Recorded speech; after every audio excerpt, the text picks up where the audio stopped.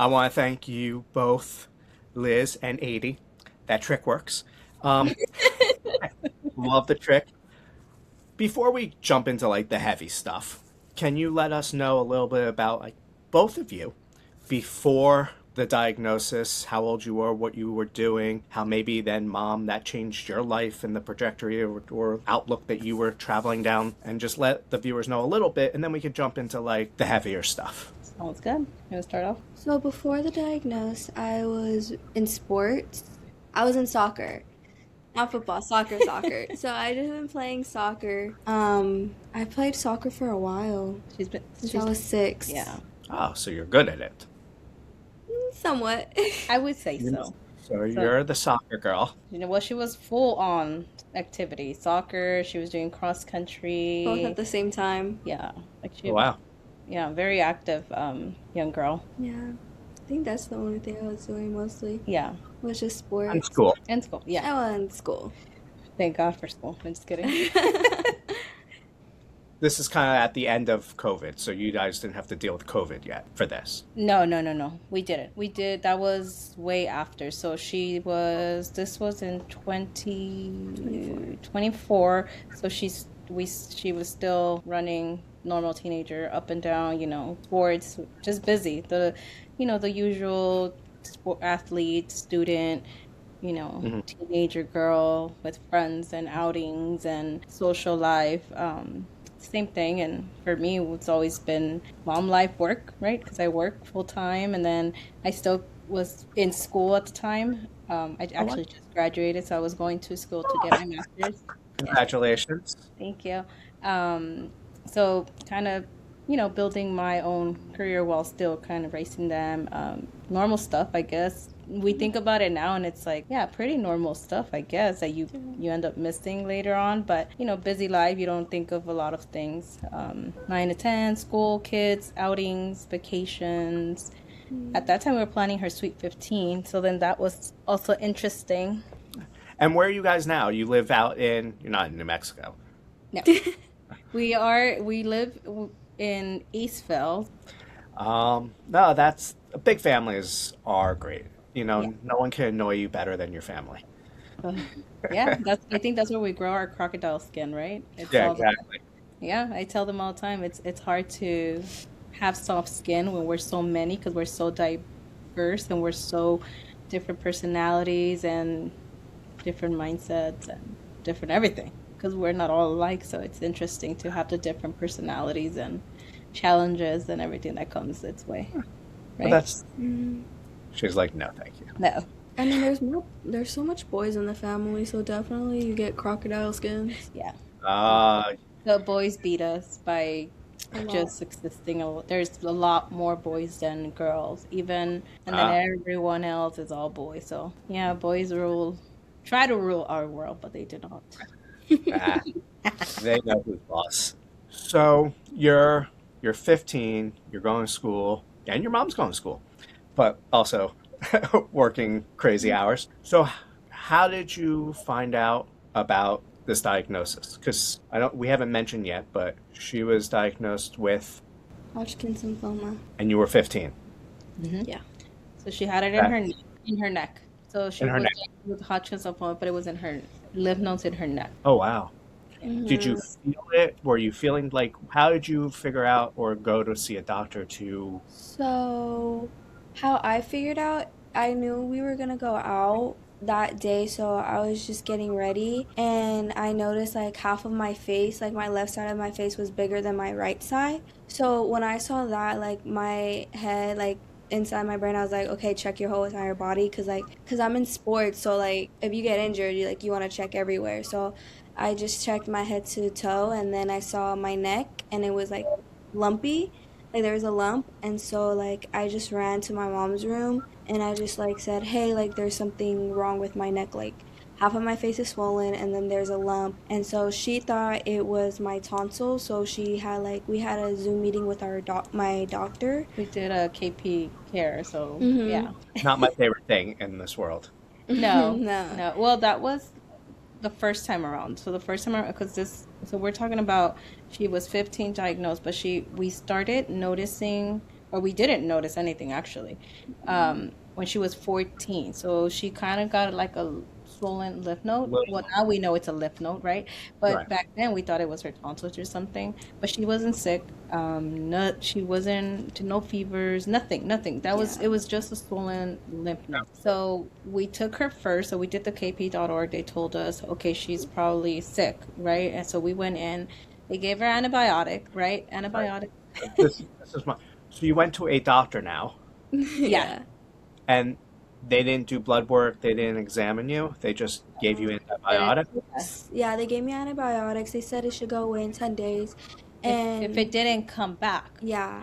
But at that point, she did take the treatment and it did go down.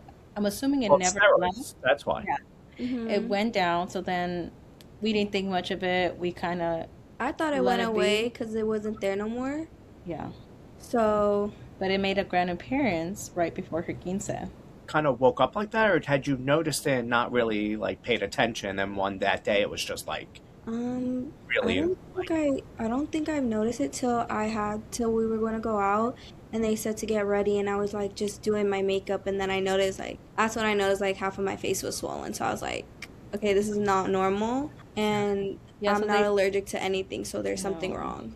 Yeah, so they did antibiotics. It came back. So it came back. Then they did an ultrasound on it. yes. So they took measurements Mhm. of the lymph node, because they, something to kind of compare it to, I guess, in a sense of having it in record. And that was pretty much it. But I don't remember the exact numbers on top of my head. But I'll tell you, like the first ultrasound, it was, we'll just put to put into perspective, it was a size, of like a radish, like we'll Okay. say like a radish. So it wasn't huge, but it was noticeable. It was big Mhm. enough for you to notice that something was popping. Like a But ball. she took antibiotics after that, went away, or went down because we truly it never went away. And then after that, it came back, but it came back bigger. But we're talking about, this is October of 2024, like September, October. School had just started for her. And, once again, no changes. So no, she's not tired. She's not losing weight. Like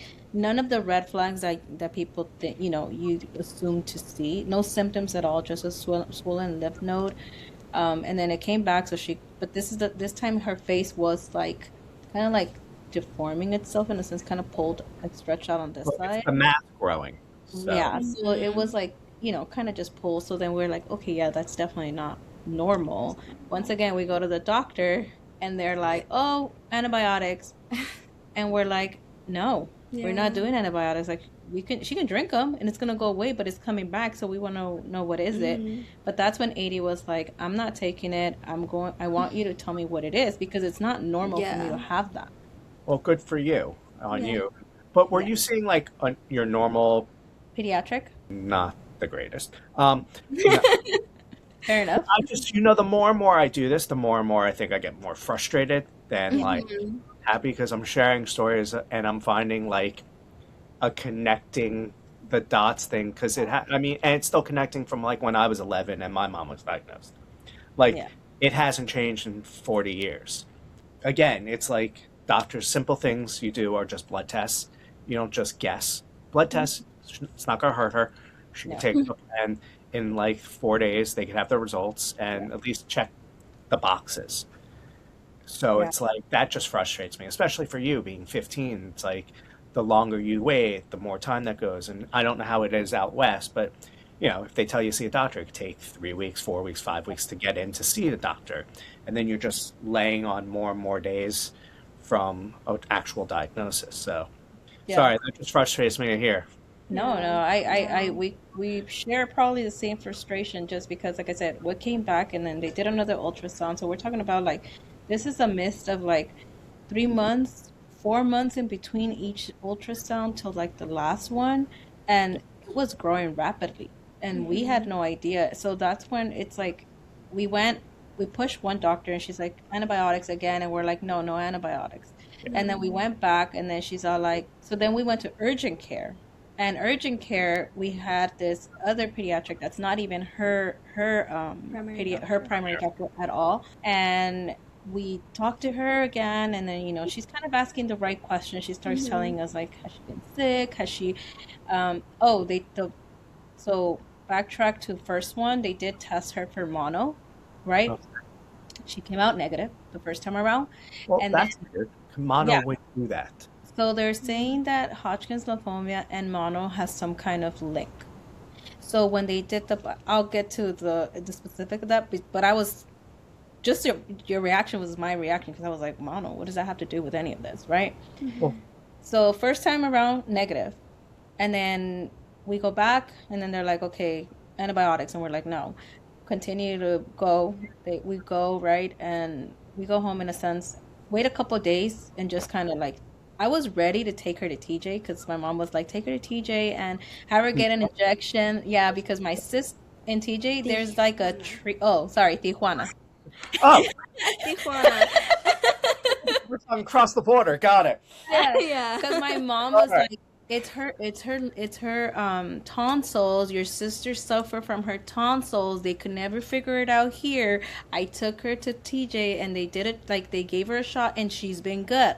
So then I was like, okay, okay, okay. I'm gonna go. I'll take her that route, but I've never been a fan of that. I'll tell you that. So I was like, I'll think about it. But this time we were already in the process of trying to like push doctors. So we went back, and the one from urgent care was like, asking the right questions. She got blood work done, nothing showed up, and then she did her test again, and mono came back positive. Positive.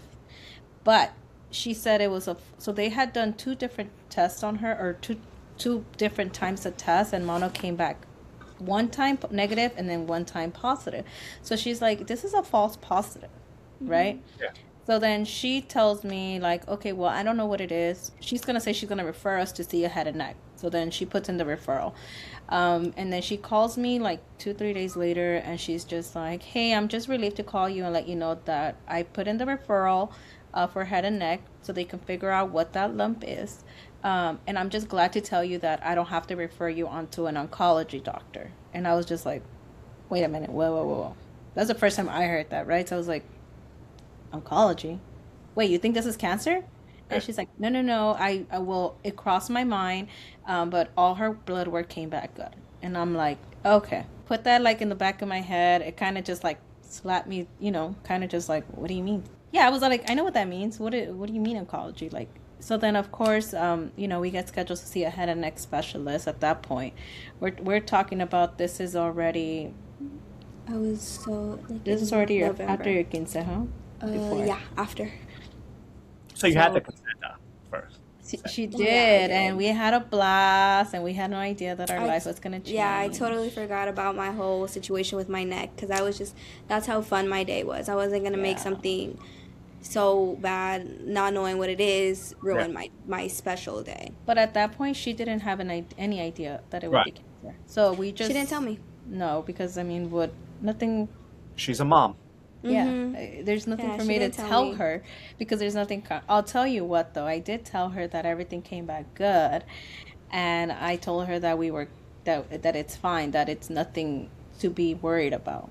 This is my words. We're talking about urgent care back in like September, right? Doctor said you're good, we're good to go. So Yeah. then of course head and neck comes in and we take her in, and they see her. I I didn't go with went, you to this yeah. appointment. Her dad took her to Yeah, this so appointment. I went, and I remember that day because I was like my finals for school. So I was upset that I had to miss my final because that means I'm gonna fail it. But I was with my dad, he took me, and so we went in, they checked my vitals and everything. And then we just sat in the chair waiting for the doctor to come in. And then he came in, he literally just sat down, and No, this was then before Dr. no, Joe. no, no, no. This is so he sat down and then he checked. He literally just examined my neck, and then he said it could be two options. Oh yes. And so I was like, What are the options?" And so he was like, "It can be an infection that can be removed in surgery, or it could be cancer." So that's when the first time I ever heard of that it's gonna be it can be cancer. So I asked him like, if it's cancer, like what do you think the percentage is? He's like, he thinks it's a low percent chance of it being cancer and it's just an infection. So that kind of calms my anxiety, but Yeah. he's like he's not sure that he needs a CT scan. And since I was Not a already, CT, a biopsy. You need a biopsy. So she got a biopsy done, but then he did say, it was yeah. a CT scan. I got a CT scan that day. That No, same you day. went that day for CT, yeah. But then she got oh, well, I'm sorry, yes, CT scan. And then he said, hey, yeah, she'll know better than me sometimes. You got the side eye. Yeah, I got the side. You saw that? Yeah. Teenage. No, that day, yeah, because we were there, so we were like, might as well go get the CT scan done. Yeah. So we got it done, and then after that, I don't know what happened next. They called mom. Well, after that, we went in for results. So the doctor the head and neck wanted her to see her colleague, his colleague, I'm sorry.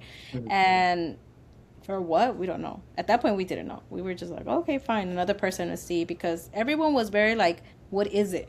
And we're like, well, what is it? You guys are the experts, not us. We're here to see what is this. Wild again. That you still haven't had a biopsy yet.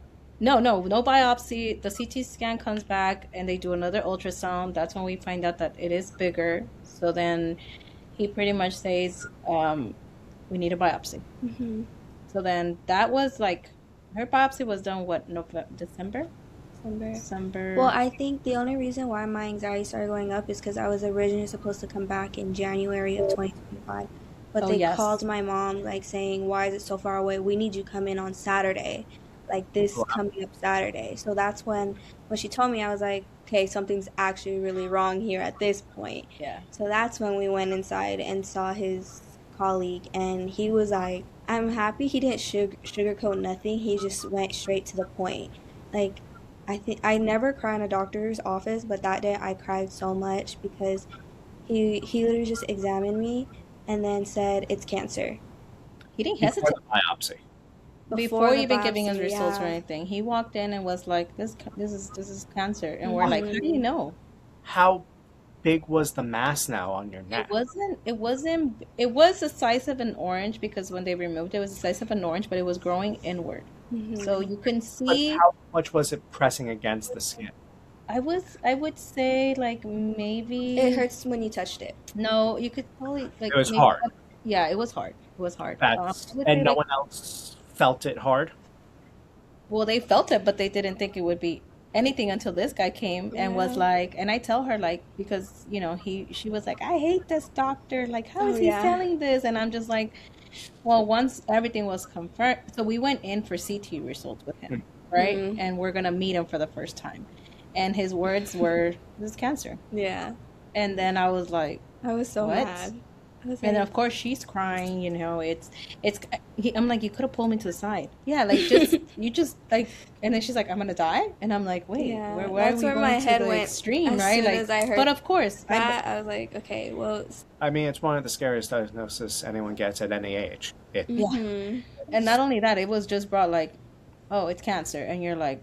He might have also thought that by the time you saw him, other doctors probably had mentioned it multiple times. I want to say maybe, yeah. I would think maybe, because it just doesn't make sense that he would. But we're talking about. I told him, like, wait a minute, we're here for CT results. Like, this is what the CT revealed, because this is not her first CT scan that can be done, and nothing. And he was all like, well, we need a biopsy to confirm what type it is, but yeah, it's cancer. And I was just like, okay. I think the only part that I said, like, I didn't like him is when he just, like, went back on the wall, and then I was, like, so confused. I'm like, so what is it? What's going on? And he's like, oh, in the back of my head, it's cancer. I was like, right. This is the first time I met you. This is the first time you examine me, and you're going to sit here and just, like, right off the bat, just tell me. No sugarcoat, nothing.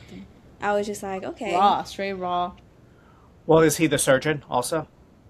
No, it was another surgeon. But okay, in the midst of this, so I didn't know who he was. All I knew was he's a colleague, right? Another head and neck specialist colleague. That's all we know. We don't know anything. We're waiting for biopsy results to confirm everything, or to confirm the type of cancer she has, right? And then my understanding at that point, because I had no understanding, I had no idea what any of this meant, and I have no idea what the lingo, the process, nothing, right? So in my head, it's like, okay, I'm gonna get type, stage, everything in one. You got to cancel that TJ trip. We did. We never made it. I think the funny part, the one thing the doctor said not to do, she did. They said don't search it up on Google. And Yeah. what Well, did she do? She searched it Well, up. yeah, I had to look. I had to be informed. I had to do my research. I'm not gonna get caught with like, empty-handed. Like I have no questions. Like no, I have 1,000 questions running through my head. I have to bring them Mhm. back down to make sense. So in the midst of this, we're waiting. We get a call. They tell us yes. Why is your appointment so far? We get back in. They tell us the results, and they tell us she has Hodgkin's lymphoma, right? So we're at that point. They said either Hodgkin's or non-Hodgkin's. We didn't know, and of Mhm. course, I researched, and then I was like, God, I mean, no cancer is good, yeah. right? But non-Hodgkin's is obviously a little bit more aggressive. Yeah. Mhm. And then I was like, okay, God, if this is it, like at least make it not as hard, Yeah. type of thing. Like in my head is like it was like give her the Hodgkin. So then they confirmed Hodgkin. So at this point, I we came home, we talked, and then she told me, she said, "Mom, you told me nothing was wrong with me." Yeah. Wow. No. She said, "You told me nothing was wrong." Mexican guilt is the same as Jewish guilt. Yeah, yeah. And she looked at me, and all I could do is just like cry. And I was just like, the doctor said you had nothing. Like, I just reiterate what she said. Like, I just gave you the information she gave me. She's like, I have cancer, and you're telling me that this is nothing. And I was just like, Yeah. I was in all of my feelings. I was crying when I was telling her that, like, you told me it was nothing, you told me nothing was wrong, everything was fine. yeah, And now they're telling me I have cancer. Like, a little warning or a little heads up would have been nice on what's going on. Cause I'm the type to figure out, like, hey, what's going on. If they don't tell me, then I'm gonna go searching myself. Like, I'm gonna go find out myself. But I was really, like, really heartbroken, and like I didn't know what to do, and I was like, well, this is before we got the official, like, full results full confirming it. results Yeah. confirming. We kind of just knew there was cancer because he said it was cancer. Biopsy came Yeah. back, revealed it's Hodgkin's lymphoma, and then from there I had to do another she biopsy. came. So they called us, and in the middle of this, I left. I ended up the first time that I heard that it was serious, or that I took it serious in a sense of like it was going that way, right? Um, I ended up leaving. I left. I drove all the way to San Francisco. I drove and cried and yelled and whatnot. And in the midst of it, of course, here comes my brain, and I do research, and I come to Hmm. find out that his colleague was actually an oncologist, head and neck specialist. Oh, they didn't. You didn't know that at all. I didn't know that at all. So he knew going in. Yeah. Hmm. So then I connected all the dots, and I was like, why do they treat us like we're stupid? I don't even know if it's they think patients are stupid. I think that unfortunately we're in an era now because you and I are probably from. Well, actually, you're younger than me too, probably, but there's no more bedside manner. It's all so scary on the medical side that they can be sued for just saying the wrong thing to affect Yeah. one Yeah. person that they've it's not right and it's not wrong. It's just horrible because I'd rather them just have great insurance companies that will take and lawyers that will just say this doctor has a right to talk to patients as they need, and if a patient has a problem with that later on, we'll deal with it. Yeah.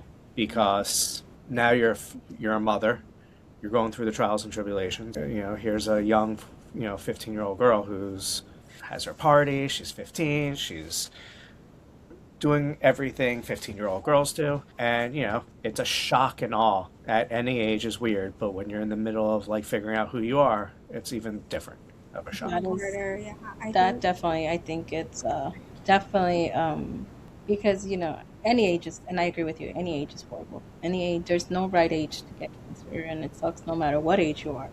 I just Mhm. think that at her age specifically, it's more of you're not just getting poked and going through treatment. You're hearing, you're listening to these things. You're probably researching, right, what you're not supposed to.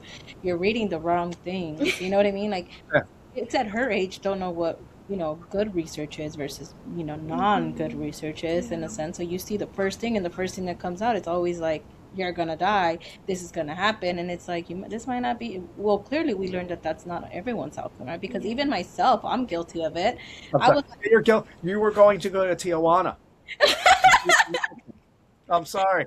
Yes, you know what I mean? Because we were like, what is this? Like, this can't be, like if they can't give me an actual diagnosis here, then what is it? What is it? My mom's like, it's her tonsils. And I was like, okay, of course I'm gonna listen to my mom. We don't know the lingo. So I had a full breakdown. That's like the first breakdown that I had in this journey. And, I leave, I do a bunch of research, and I come back and I just like, oh, like, why can't you tell me, just Yeah. tell me everything. And I'm that person that if you tell me like, okay, I'm gonna refer you to my head and neck specialist, like colleague, but he's oncology. Like, I think it might be this. Like, there's like, I'm fine with you. Like you said, I'm sure You gotta be mentally prepared. I'm sure that's the issue, is that people take everything out of context and then they sue them and whatever. But I mean, I don't know. I guess for me, it's more of like, just tell me what it is, or tell me what to prepare for, even if it's not the outcome, right?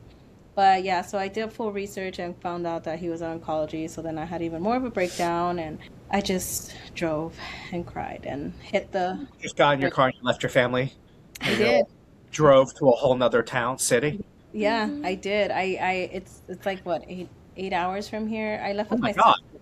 Yeah, and I normally don't drive. I like to be passenger princess. I do. I don't like to drive. That's like a big thing for me. I really don't like to drive unless I have to drive. So, but I drove. I drove, and my sister just kind of let me do my own thing, and she was there with me. But, we went to the, what's it called, the bridge in San Golden Francisco, the Gate. Golden Gate Bridge, and I just let the air hit, and kind of stayed out there for the weekend. I have family out there, so it wasn't like I went to randomly a place, but I come back and then I was ready to attack it. So then, yeah, we get the call, because they don't even tell us to go in. Yeah, I think I knew in my head that it could be. I still kept thinking it could be cancer. It could not be cancer. We don't know yet until the results of the needle biopsy that I took. Cause he said, he's a doctor. He's like he gets all the information, 99% of it from the needle biopsy. So no, no, not true. I had to get both of the biopsies. I had to get the needle and the surgic And the one. removal. Mm-hmm. So I had to get both biopsies, but from that biopsy, I full on broke down. Well, I didn't know what was happening until I started putting dots together because usually when we got the call, it was on a Friday and I had like the best day ever from school. Like I just had a good day and then I get a text from my uncle, my auntie saying like, "Where are you at?" And I was like, "This is usually my mom picking me up, not my Thea or Theo, or not at the same time." So when they picked me up, everyone in my family knows that once I receive bad news, I won't eat. Like my appetite to eating will go away. So they made sure I ate before going home. And then I got home and I went into my mom's room and like I just see her in like the dark. She's like her eyes are puffy, so I'm like, who pissed my mom off at work today? Right? Not knowing about the biopsy, not knowing about anything. I She totally forgot forgot. we Like were waiting for results. yeah, I totally forgot. That's how good day I had. And That's then, good though. Yeah. yeah, also at the time I was trying to convince my parents to let me get a dog. Oh, I bet So, you have one now if I had to ask. yeah, two babies. You have three if you want to, hon. Yeah, whatever she wants now. Yeah. So, so the convincing, like my little saying that I always do to my parents, like, okay, I'm gonna die if I don't get one. So I left and I went to go see my little cousin, and my dad got home. I didn't know till I entered the room again, because I was like, okay, I'm gonna go convince my parents again to let me get a dog. And then I just see them on the floor, my dad on the floor, my mom on the beanbag. And then I went, and then they're like, oh, close the door. And I was like, okay, so I closed it. And then I'm like, okay, before you guys say anything to me right now, I'm gonna die if I don't get a dog. She starts break down. I ball. She started crying. So I I Your was was like, like, dog. oh my God, what don't did I? say Yeah. that. I was like, wait, what's going on? Until I saw my dad's face, because he was like, whoa, like they didn't know. And then my mom, she was like, she started off with, just know how much I love you. And I was like, it clicked to my head again, and I was like, damn, I have I cancer. have cancer. I literally said that. I was like, I have cancer, don't I? And then that's when they started bawling. That's when they started hugging me. And I cried a little bit. And my brother was walking home from school, and like they didn't want to tell him because it was like still like they don't know how to tell him. And so I was just like crying, and like I went to go give my brother, like I literally, when I saw his location, I ran downstairs, left the house, ran and hug him because he was literally about to be home, and he's like, he sees me crying, and he was like, oh, like, what's going on? And I'm like, we just got the call. And he was like, oh, what they say, is it good news or bad news? I said, it's not the best news that we wanted to hear. And it's like, oh, like, I got diagnosed with cancer, so now I have to get surgery in like a few weeks from now. So it was just like, I was just like, my whole entire life just changed right there in that moment. And I was just like, maybe I should have said I was gonna die if I didn't get a dog. Maybe I didn't. I should have said that, but yeah, I think that was like the hard day. Like, I just had the best day ever, and now it turned into like a really, really bad day. And on a weekend, so you just have to sit and manifest all of I it. just had to sit in and just like, And yeah, that was hard. So I got the news and then I break and then, my husband gets home and obviously it's a wreck. It's a wreck. Yeah, Honestly, when you hear those words, it's like your world is flipped upside down in like a matter of seconds. Like exactly like you said, like nothing matters at that point. She can have whatever she wants. She can yeah. have, you know what I mean? Like you think about it and it's like, what what problem do I have? Nothing compared to what. And mind you, at this point, we don't even know what's coming. We're yeah, just preparing ourselves for this journey. We have no idea what stage is it in. We don't have no idea what it in itself, like how spread it has been, because at that point we had heard that it has spread. So she had it Only on on my her left left side. side, but right there they told us that it looked like it spread to her right side and lower on. Luckily, the right side was not cancer. Mm-mm. It was oh just wow, her left side. Yeah, so it was really early on that they caught it. Thanks to her. She advocated. She was like, "No, I don't. Oh This is yeah. not normal. Like, you can't tell me that this is supposed to be there." Like, and her even just like, what teenager's gonna be, checking herself in a sense yeah. of like, you know what I mean? Like, this is not something that is taught. It wasn't taught to me, so I definitely didn't teach it down. You know what I mean? Like, Mm-mm. it's more of a it's different for her. Self-awareness Yeah, more. like that self-awareness, she looked at herself, something's off, hey, something's going on, Yeah. this is not normal, she felt it. And that's when we found out everything. And then it was like she got surgery the day before my surgery. So then, The day before her birthday, oh, not sorry. surgery. Other way. I got surgery like Oh my 3 days goodness. before her birthday. So you had a later quinceañera, and then so told you it'd be fun, but can't be making up stories. No. So I met. how when you got the diagnosis, though, it was Friday night. Well, you knew Friday. You find out Friday afternoon. You spend the weekend before we moved to your mom's birthday. Um, did you know yet, or how did you start planning? Like, when was the next call for like to set things up? You didn't, and how did you just go 2 weeks later, 3 weeks later to the surgery? To where to Surgery. Before surgery. So at that point we've had a CT scan, and then they did the needle biopsy. We got the results confirmed Hodgkin's, and then from there, that's when they called us and said, "Oh, she'll have." So they told us they'll do either biopsy, right, which is the removal of the full lymph node to try to remove it, and then do the biopsy to confirm it, or they do the needle one, which is the one that they just extract the cells. First they were like, that's gonna give us all the information we need. Wrong, nothing, just confirm Hodgkin's. So then after that, they called us and we're like, okay, we need to get you in. So then they called me. After that, it was a matter of like phone call after phone call after phone call. Like it was like she was considered stats, right? So then she Mm-hmm. was like everything was like urgent. So then from there, it was just call after call, that it was just like schedule this, schedule that. So we knew that everything was coming, but we didn't know It was gonna be to coming what like this. force it was coming. So we knew that she needed They to get it talk to you removed. about like chemo or stem cells No, or no, not yet, Not not until yet. after my surgery. Hmm. I'm Like, sorry. not until. Mm-hmm. Not up until January. This is so backwards that I feel like I'm either confused or I'm hearing it in like a third world dimension. So they're not discussing treatment options, this or that.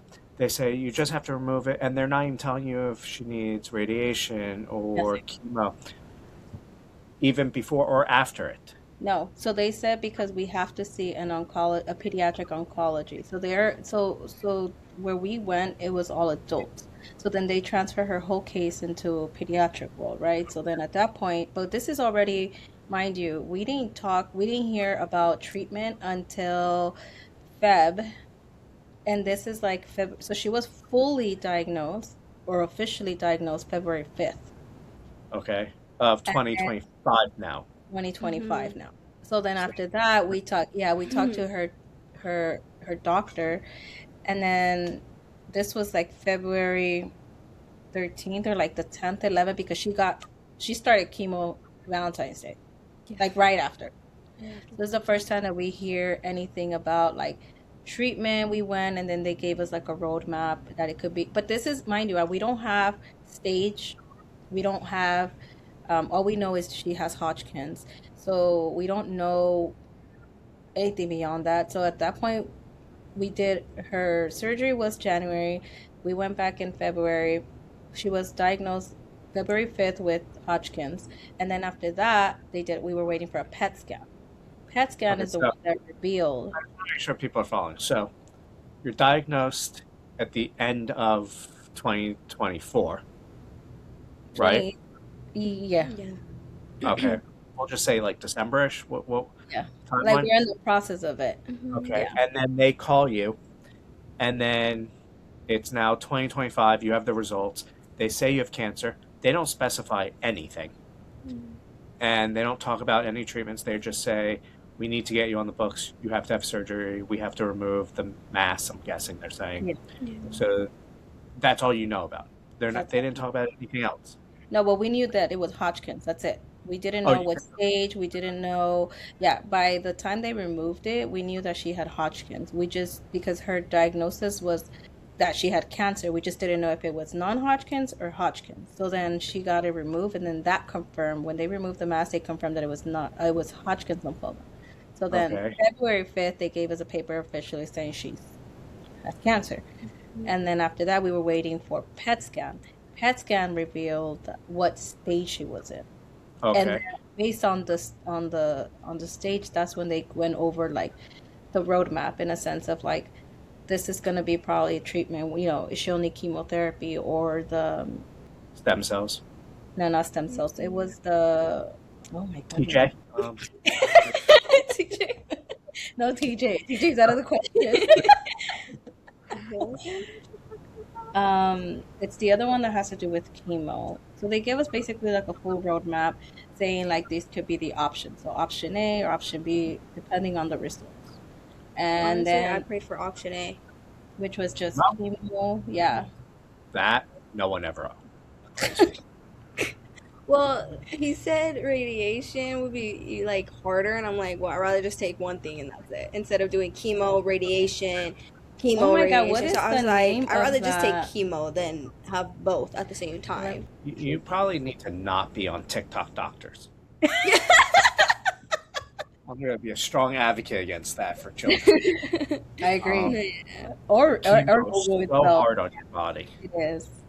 It it is. is. But the way that they kind of like explain it, and that's what I'm telling you. That's the crucial part, right? That in her head, all she heard was this is the easier road. It's not easy, right? It is And not. so you think about it as a teenager's perspective, and it's like, as an adult, you're like, what do you mean?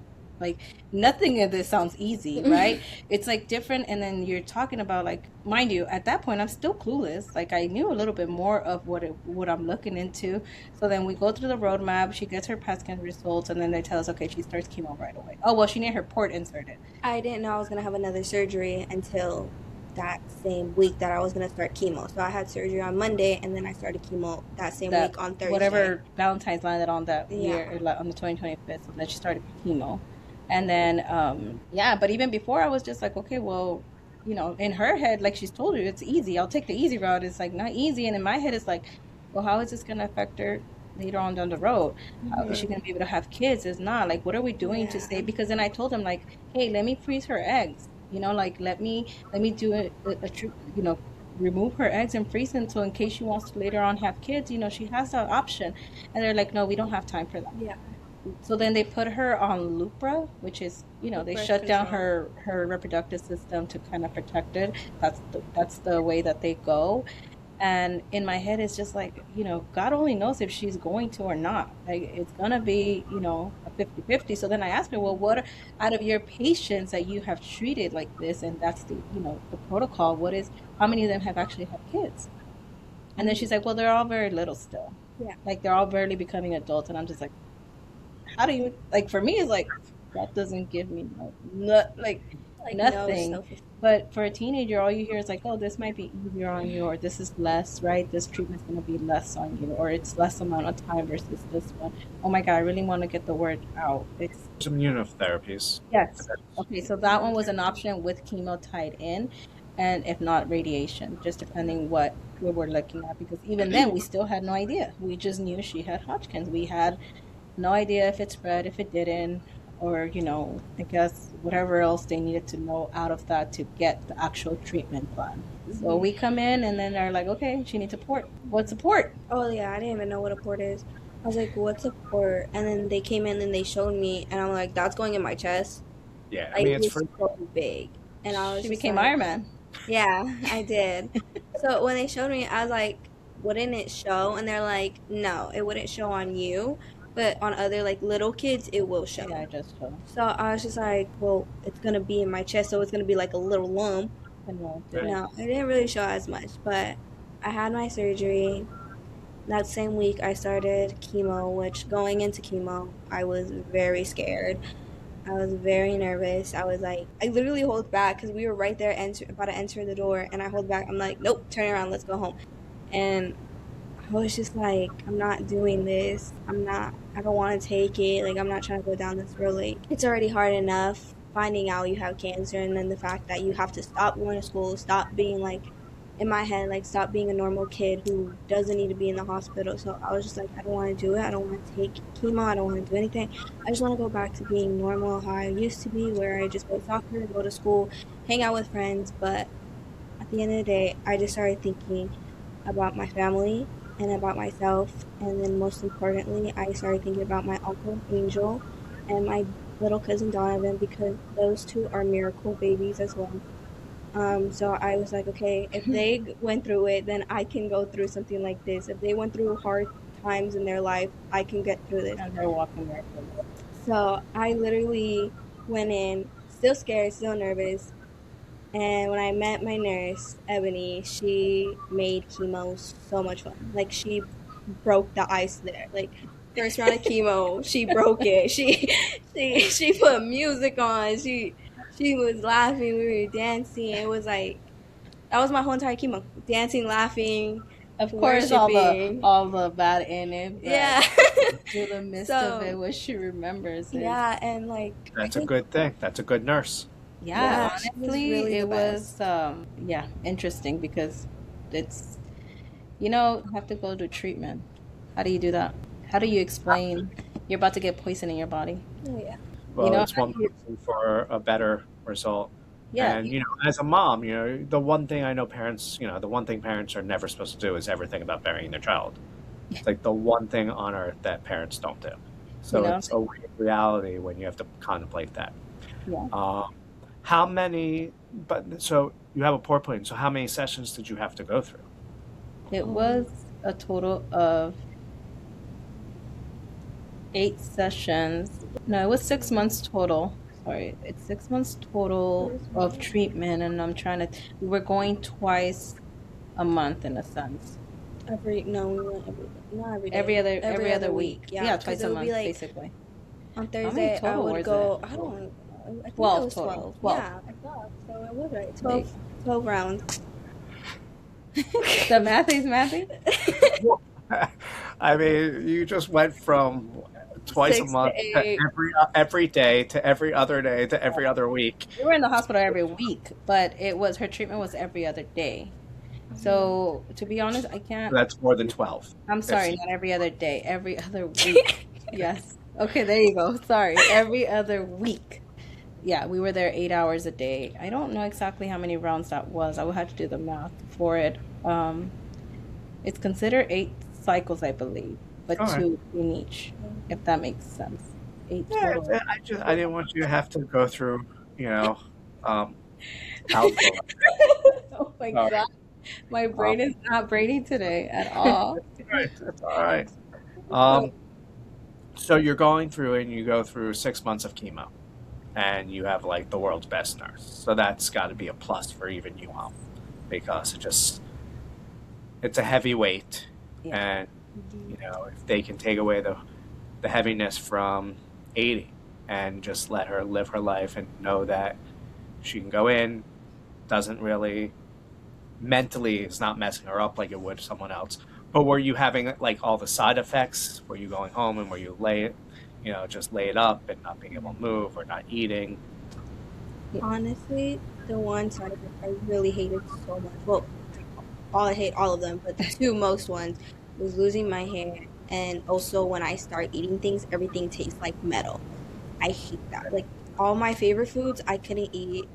Like I couldn't eat steak no more. I couldn't eat like any of my fruit, my Well, she favorite couldn't eat it foods. the way she likes it. Let me specify that because she Like likes to eat it raw, and she couldn't eat raw meat or any of that because she had no immune Raw system. steak? Well, she like likes it medium medium rare. rare, pretty raw. No, rare or medium rare is okay. Raw is like that's not That's healthy with not or without okay. cancer. No, she's yeah, but No. you'll be surprised. She likes to eat What her part of steak. Mexico are you from? Is now what we really need to like. No, no, but Adie No, does like but her seafood. Like her yeah. aguachiles of shrimp is like raw, and I'm like, no, you gotta cook Hmm. it with. I'm more of the cook person. She's like, no, it's raw, and it's like, That's no, fine. Yeah, that's so what I'm saying. She like likes. Yeah, you get food poisoning a lot, don't you? No, no, she doesn't. I don't. I'll tell you what, she's my healthiest kid compared to like her Yeah. and Aaron. Like she was my healthiest. Yeah, exactly. She just got done with chemo. She's your healthiest kid. After you know what, before Should I cancer. interview your son next? No, no, no, no, no. Not that one. No, but you know what I mean? Like she was definitely not my like always sick kid. Like she's not my picky eater. She wasn't like, like she was breastfed for a long time period. Like, she was a, good, strong baby girl for her to just end up. So in my mind, at one point, I was Yeah. like, who's lying to me about this? Like, what do you mean she has cancer? Because how do you tell me this healthy girl Hmm. is coming down with this now? Like, I how? mean, I hate vegetables, but I still eat them. But Like, but that's what I'm saying. So she's definitely like strong. So she did come into treatment very strong. I mean, I don't know what it is, and I'll tell you because I'm sure it's not only my kid that goes, but we're talking about like all cancer patients that they come with this like strength and resilience, and Yeah. one of like, dude, I don't understand. Like, she could be in bed, throwing up, crying, oh yeah, not being able to take it, hating her life probably, but with the biggest smile, smile ever. Yeah. with her smile up, like her head up, and like, Well, it's good being a kid.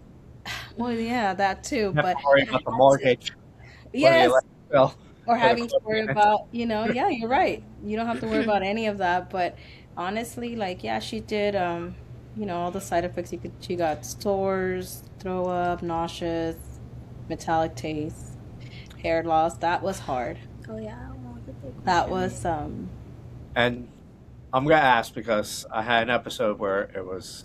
But is that a wig? Am I allowed to ask that? yeah, No, you it's can ask. Yeah, you can ask. It's not a It's wig. not a wig. It's oh, extensions. She has extensions on. So okay. do I. Yeah, We both have extensions. she went I bald. don't. But I lost my hair from COVID Okay. Really? and never grew back. Oh yeah, No, I yeah. got extensions. She has extensions because she still can't. So Yes. her hair is long. It's long. This is her hair, her natural hair. So it's growing. She has good length, but she's still not Still comfortable to not wear it comfortable. that way. Yeah. So then Yeah, the next best thing is get extensions. Yeah. Get her comfortable. She was wearing wigs for a while when she was barely growing any hair, and Even in then treatment, I would wear yeah. wigs because like the amount of like it's just so like I can't take when people are like so unserious. Like I got so mad because when I was in treatment after losing my hair, we decided to go to San Francisco. And I was just like, we went to the movies that day, and I went to the restroom, and like someone was like, "Why is this boy here?" And it's like, Oh I wow. didn't wear a wig. I was bald, and I was like, dude, you really don't have no like sense of humor. Like you just want to say something out loud, right? So it's like you never know when someone's going through. People are bullies. I think Yeah. I think it's a bunch of. Is that like 1/10 of your family? Yeah, pretty Yeah. Pretty much. much, yeah. But yeah, so hair loss, Yeah, that one. all the fun stuff, right? They say. Did you What? know that? I guess we could jump back in now. So you lost your hair. Did you know you were going to lose your hair? Because I feel like these doctors didn't tell you anything. Yeah, they Okay. he straight up told me everything. He's like, because they were talking about food wise and everything, because like they said the metallic taste. My dad brought it up because he knows I love steak. He's like, what about medium rare steaks? And he's like, you can't have that no more. And then I said, okay, like what else is gonna happen when I'm in treatment? He's like, you're gonna lose your hair, and I was like, wow, that's lovely. Like like my biggest part of me was my hair. Yeah. I I love my see. hair so much. I, so I was just like, okay, and then I was down because I couldn't have like my steak no more the way I like it. So it was like so much stuff that he said that I couldn't do no more. And he even said like, oh, I can't play soccer because of my port, Yeah. because he's like, there's been so many cases where like, well, they went on a roller coaster, the port flipped, they had to fix it Oh my surgically. God. Someone, it got kicked, they kicked the ball, it broke. So we're like, okay, so soccer is out of the question now. Yeah. And I was just like, that's the only way, like that's how I got my anger out, was just on the ball. And like knowing I can't do it, I was just so sad. So I was like, I had to stop doing a lot of things, and it really sucked so much knowing that I had to give all this up. They even said you can't go to school no more, Oh, so I had to do home and Yeah. hospital She oh, wasn't in. just for treatment though, Yeah, not yeah. for the whole 6 months. for treatment. Well, yeah, the whole she didn't go back to school till 10th grade. So this year Sophomore she didn't year. go to school back to school Oh, to wow. this year. Even coming back was just hard too. That's a whole other conversation. Like going back to school after Yeah, treatment. after treatment. Losing our hair, they did tell us, so we kind of were Well, right? Prepare. I Prepared. like I like medical shows and doctor shows, like those type of shows. So like when I see people diagnosed with cancer and they lose their hair, I just think of that, and I'm like, so I just put myself in that position as like, so I'm gonna lose my hair like people do in the show. Yeah, So, Yeah.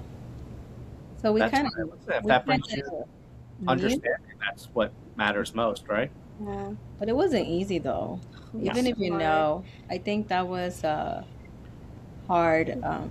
One thing I was really scared is the fact that knowing it was going in the to like around my heart and everything, I had a day where I scared everyone in the whole entire house. I started screaming and crying, and they all came in and they were all holding me, and it was like I She had couldn't a panic sleep. attack. I had a really bad panic attack, which I don't have bad, but that day I just screamed so loud that even my grandpa, who was like confused on what's happening, he got scared. So I was just like, I couldn't sleep. I had my mom the whole time I was in treatment. I had her in my room. I was scared to go to sleep at night. I couldn't sleep without my mom. Like I was so scared to go to sleep because I keep thinking like, what if I don't wake up? Like all these what is. So I had my mom next to me all the time, and I was so I scared. moved rooms. Sorry, Dad, not sorry, but I needed my mom. I was just like so scared, and I didn't know. Like I keep thinking, what if I don't wake up? What if I don't wake up? What if I don't wake up? And like I think that was like the most hardest part for me, is the fact that I'm getting poison in my body, and it's going around my heart, and it's It was just like, going through your heart. yeah, going through my heart and everything, and I'm just like thinking I like the worst thing possible in my head. So I had my mom sleep next to me the whole treatment. I think at that point it kind of hit her like, okay, this is not easy. This is not good. Like we know, understand, Not the right? easy road. It's not the easy road. It's not, you put things into perspective. And at Perspective. that point, not only that, but the doctors now telling us like, side effects, what, organs it's going to affect the most, right? So for her, Yeah. it was her heart and her lungs that would affect the most. Thank God, not as much as, they would have thought Yeah. it would be. But I don't know. This girl's pretty strong and she amazes me every time. And I mean, you two are identical twins, basically. You haven't met my sister. If you meet my sister, then you'll be like, oh yeah, that's her daughter. Yeah, But they've always told her. Yeah, they thought we were sisters. Yeah. No, but they tell my sister that that's her daughter because she looks just like my sister. Hmm. But yeah, I honestly, this girl beats the odds of a lot of things, like a lot of things, and I don't know, it's their strength or wills, and that's why sometimes I'm like, I can't even complain about little things no more. Honestly, Like, no, with my nurse, she brought me closer to God. So, like, when I would not want to do anything, she'll like play some worship music. We're gonna worship the Lord and get this chemo going. And I think the one chemo I hate so much that messes me up all the time was this chemo. It was red chemo, the red devil they call but they it. call it the devil's blood. And my mom was so confused on why. She's like, "No, we're gonna call it Jesus's blood." But We don't want the devil's blood. every time they like the moment she just pressed down, I start throwing up. Like I would throw up and it would take everything inside of me out so much that I couldn't hold it no more. I was just like, no, I can't. Like I can't do this. Like she would have to stop halfway so I No, could she take a can't break. stop. She couldn't stop. But I No, no, I she was couldn't just stop. like I couldn't take it. Like she can't stop. Once they start, they start, and they can't stop. Yeah. She But only she stopped just to wanted- run to get a throw up bag for me. She brought me closer to God. So That's, whatever gets you She closer. honestly had an amazing nurse. I would tell you Yeah. that. I mean, that's a beautiful thing. That's Perfect duo for sure. They're both, pretty Alike. outgoing and loud, and both of them are amazing Yeah. together. So it was nice to see. I did ask her. I was like, "How do you do it?" And her comment was, "I just know that if I had a part in her journey, then that makes for the part that she holds." And honestly, kudos to the nurses, to the doctors, to the ones that actually care. Kudos to them because they make a Yeah. difference. But this journey is hard. it was. I think one of the most hardest part was the PET scan that determines if I was a fast responder or a slow responder. Oh, that's another And way. that one took like I prayed so much that time because they said if I was a fast responder, I will finish treatment early. But if I was a slow, I would finish at the end of the year. So that one That I was prayed longer. so much. Yeah, I prayed a lot. I was just like, please, like I'm already been through enough. I'm already taking this much in. Like, please let me finish early. So this is the part where I was in a waiting game. We were in a waiting game, and I don't know what happened. I was just so scared, and they called my mom, and Oh yes, this is where I bully her. yeah, they called my mom, oh, and my mom looked so scared. My mom started crying, and then I was just like, "What's happening? What's going on? Tell me, tell me." She gets off the phone. She's like, "Adie." I was like, "What?" Like I was like, "What is it? Just tell me already. I already had so much bad news happen this past year. Just tell me." She's like, "They said you're not a fast responder." Breaking down in tears. And then she's like, "I'm just kidding. You're a fast responder." I was just like, "I don't like you. Like, don't mess with me like that." you guys have a weird sense of humor when it comes to this.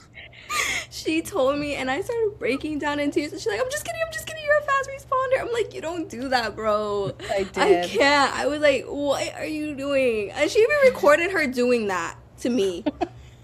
So I was just like, wow. Hey, So- I had to cope with it some way, right?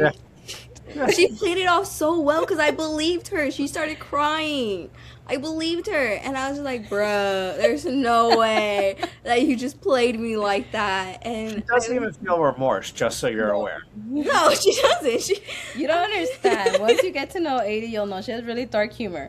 So for me to do that, this girl was good. She's fine. She has really dark humor. I was like, I I don't can't. have dark humor. She calls it dark humor because every time I'm on TikTok and she watches my page, she sees someone getting injured and I just start laughing. No, but Oh, you're even one of beyond those. that, that was interesting too. The whole waiting to see if they respond fast or not. That's nerve wracking, actually. Well- I don't even remember, to be honest, till she brought it up. Right, it's so crazy how your mind works, right? Like it suppresses so many things in your emotions. But yeah, hearing that is like, yeah, that waiting was interesting. We left on a family vacation because we were like, we gotta go do something. Like we We can't went just. to San Francisco and then we went straight to Vegas. Oh, you're gambling now. No, she's not legal to gamble yet. Don't move, Adie. Yeah.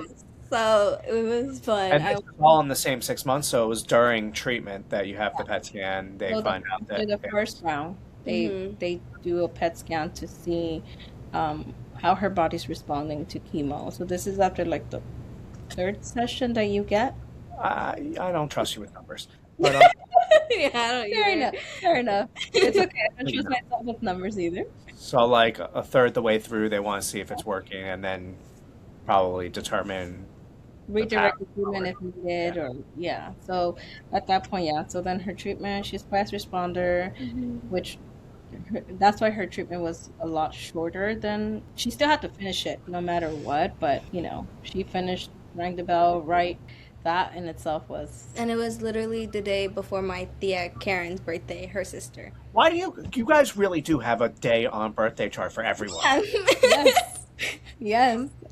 I'm telling you, it's like she got her lymph node removed the day before my birthday, Yeah, and then she rang the bell the day the before day my before my auntie's. sister's birthday. Hmm. So now she shares birthdays because now she has two birthdays, right? Yeah. Now she has her rebirth, and then she has her original birthday, so she gets two birthdays in 1 year. So, And she loves that. oh, Um, every bit of it. I literally, we went, what was the place called? Oh, oh, good luck, girl. I can barely remember. It's like Benihana's. We went there. We went to celebrate her 1 year because she's that's bougie. fun. She's bougie. It was fun though. It was really good. That's all right.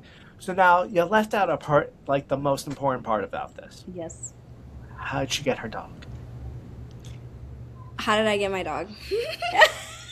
After that. After that. So that same day we found out my diagnosis after the biopsy, we went all the way to Rialto because she found these dogs.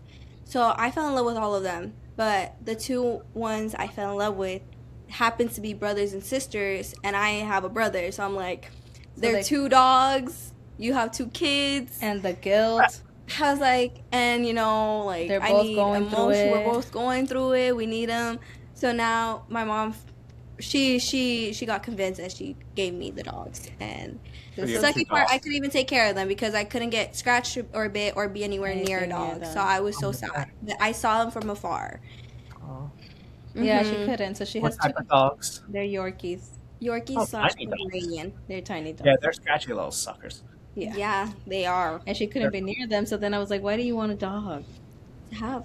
to have? You Because can't it's even be something to near fight them. to. Well, she got dogs. Now she has two. Stella and Rex. She has two puppies. And yeah, at that point, you know what? She can get whatever she wants. Yeah. I didn't even question At it. 5. Yeah. She can. No, I don't know about five, but it's fine.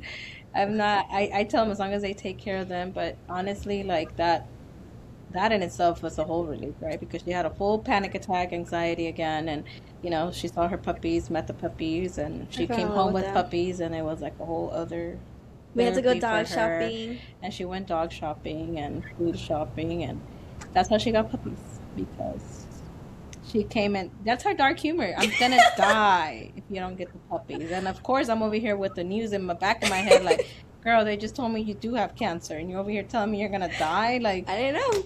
Well, So you- I saw her yeah. reaction. I was like, damn, I must have Have you said changed your favorite slogan saying? Or you still say it? I still say it. Okay, yeah, dark humor. It's because it's funny. It's like, that's me. I'm like, okay, well, I'm going to die if I don't get It it. shouldn't change because of cancer. yeah, It shit. should only create something even greater for you. So don't change things. So did you guys during this like 6 months how did you and your husband handle it? You know what? I think that this weighs so heavy, and I'm speaking for myself, of course, right? Like, you're talking about now we're navigating not only her treatment, but we have a house, right? We have bills that don't stop, both work that needs to get completed, right? Or we need to attend.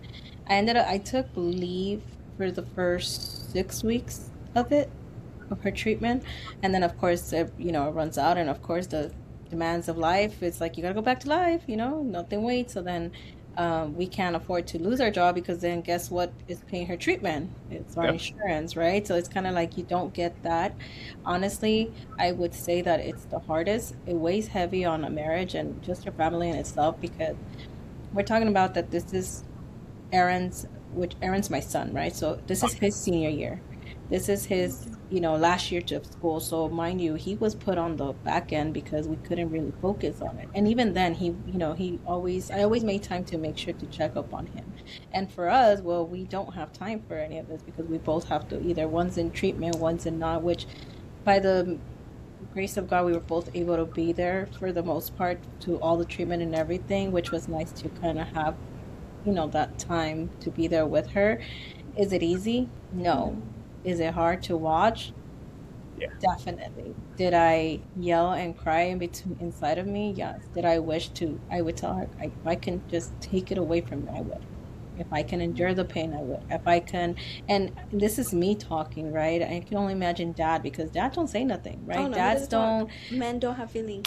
Not even about feelings, but they do have to hold it down, right? Like in a sense of like they have so much more worries, and now they're worried about wife, kids, home, and God knows what else, but you think about all that. So, I mean, I think relationships are put on a hold.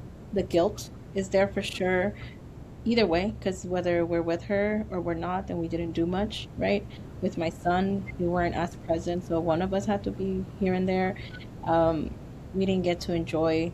So it's like it robs you from so many different things that even just from being present at times, because you're in like this flight and fight mode, right? So now we're looking at what's her next treatment? How are we going to navigate? How are we going to get there?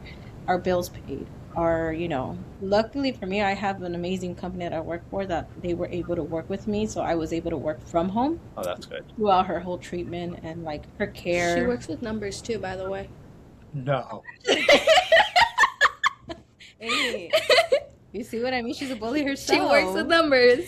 I'm really good at it. It's just this subject is touchy for me, and a lot of it is still kind of in the fogs of it. To be fair, like, you know what? I've learned that it's so like on a personal like self like journey myself. Like, I didn't get to grieve any of it. I didn't get to feel any of it. That even now, a year later, I find myself feeling and reliving it in a sense, like little things that is like you don't even think about, like, oh shoot, I didn't even, what was I doing at this point? And it's like I was trying to survive.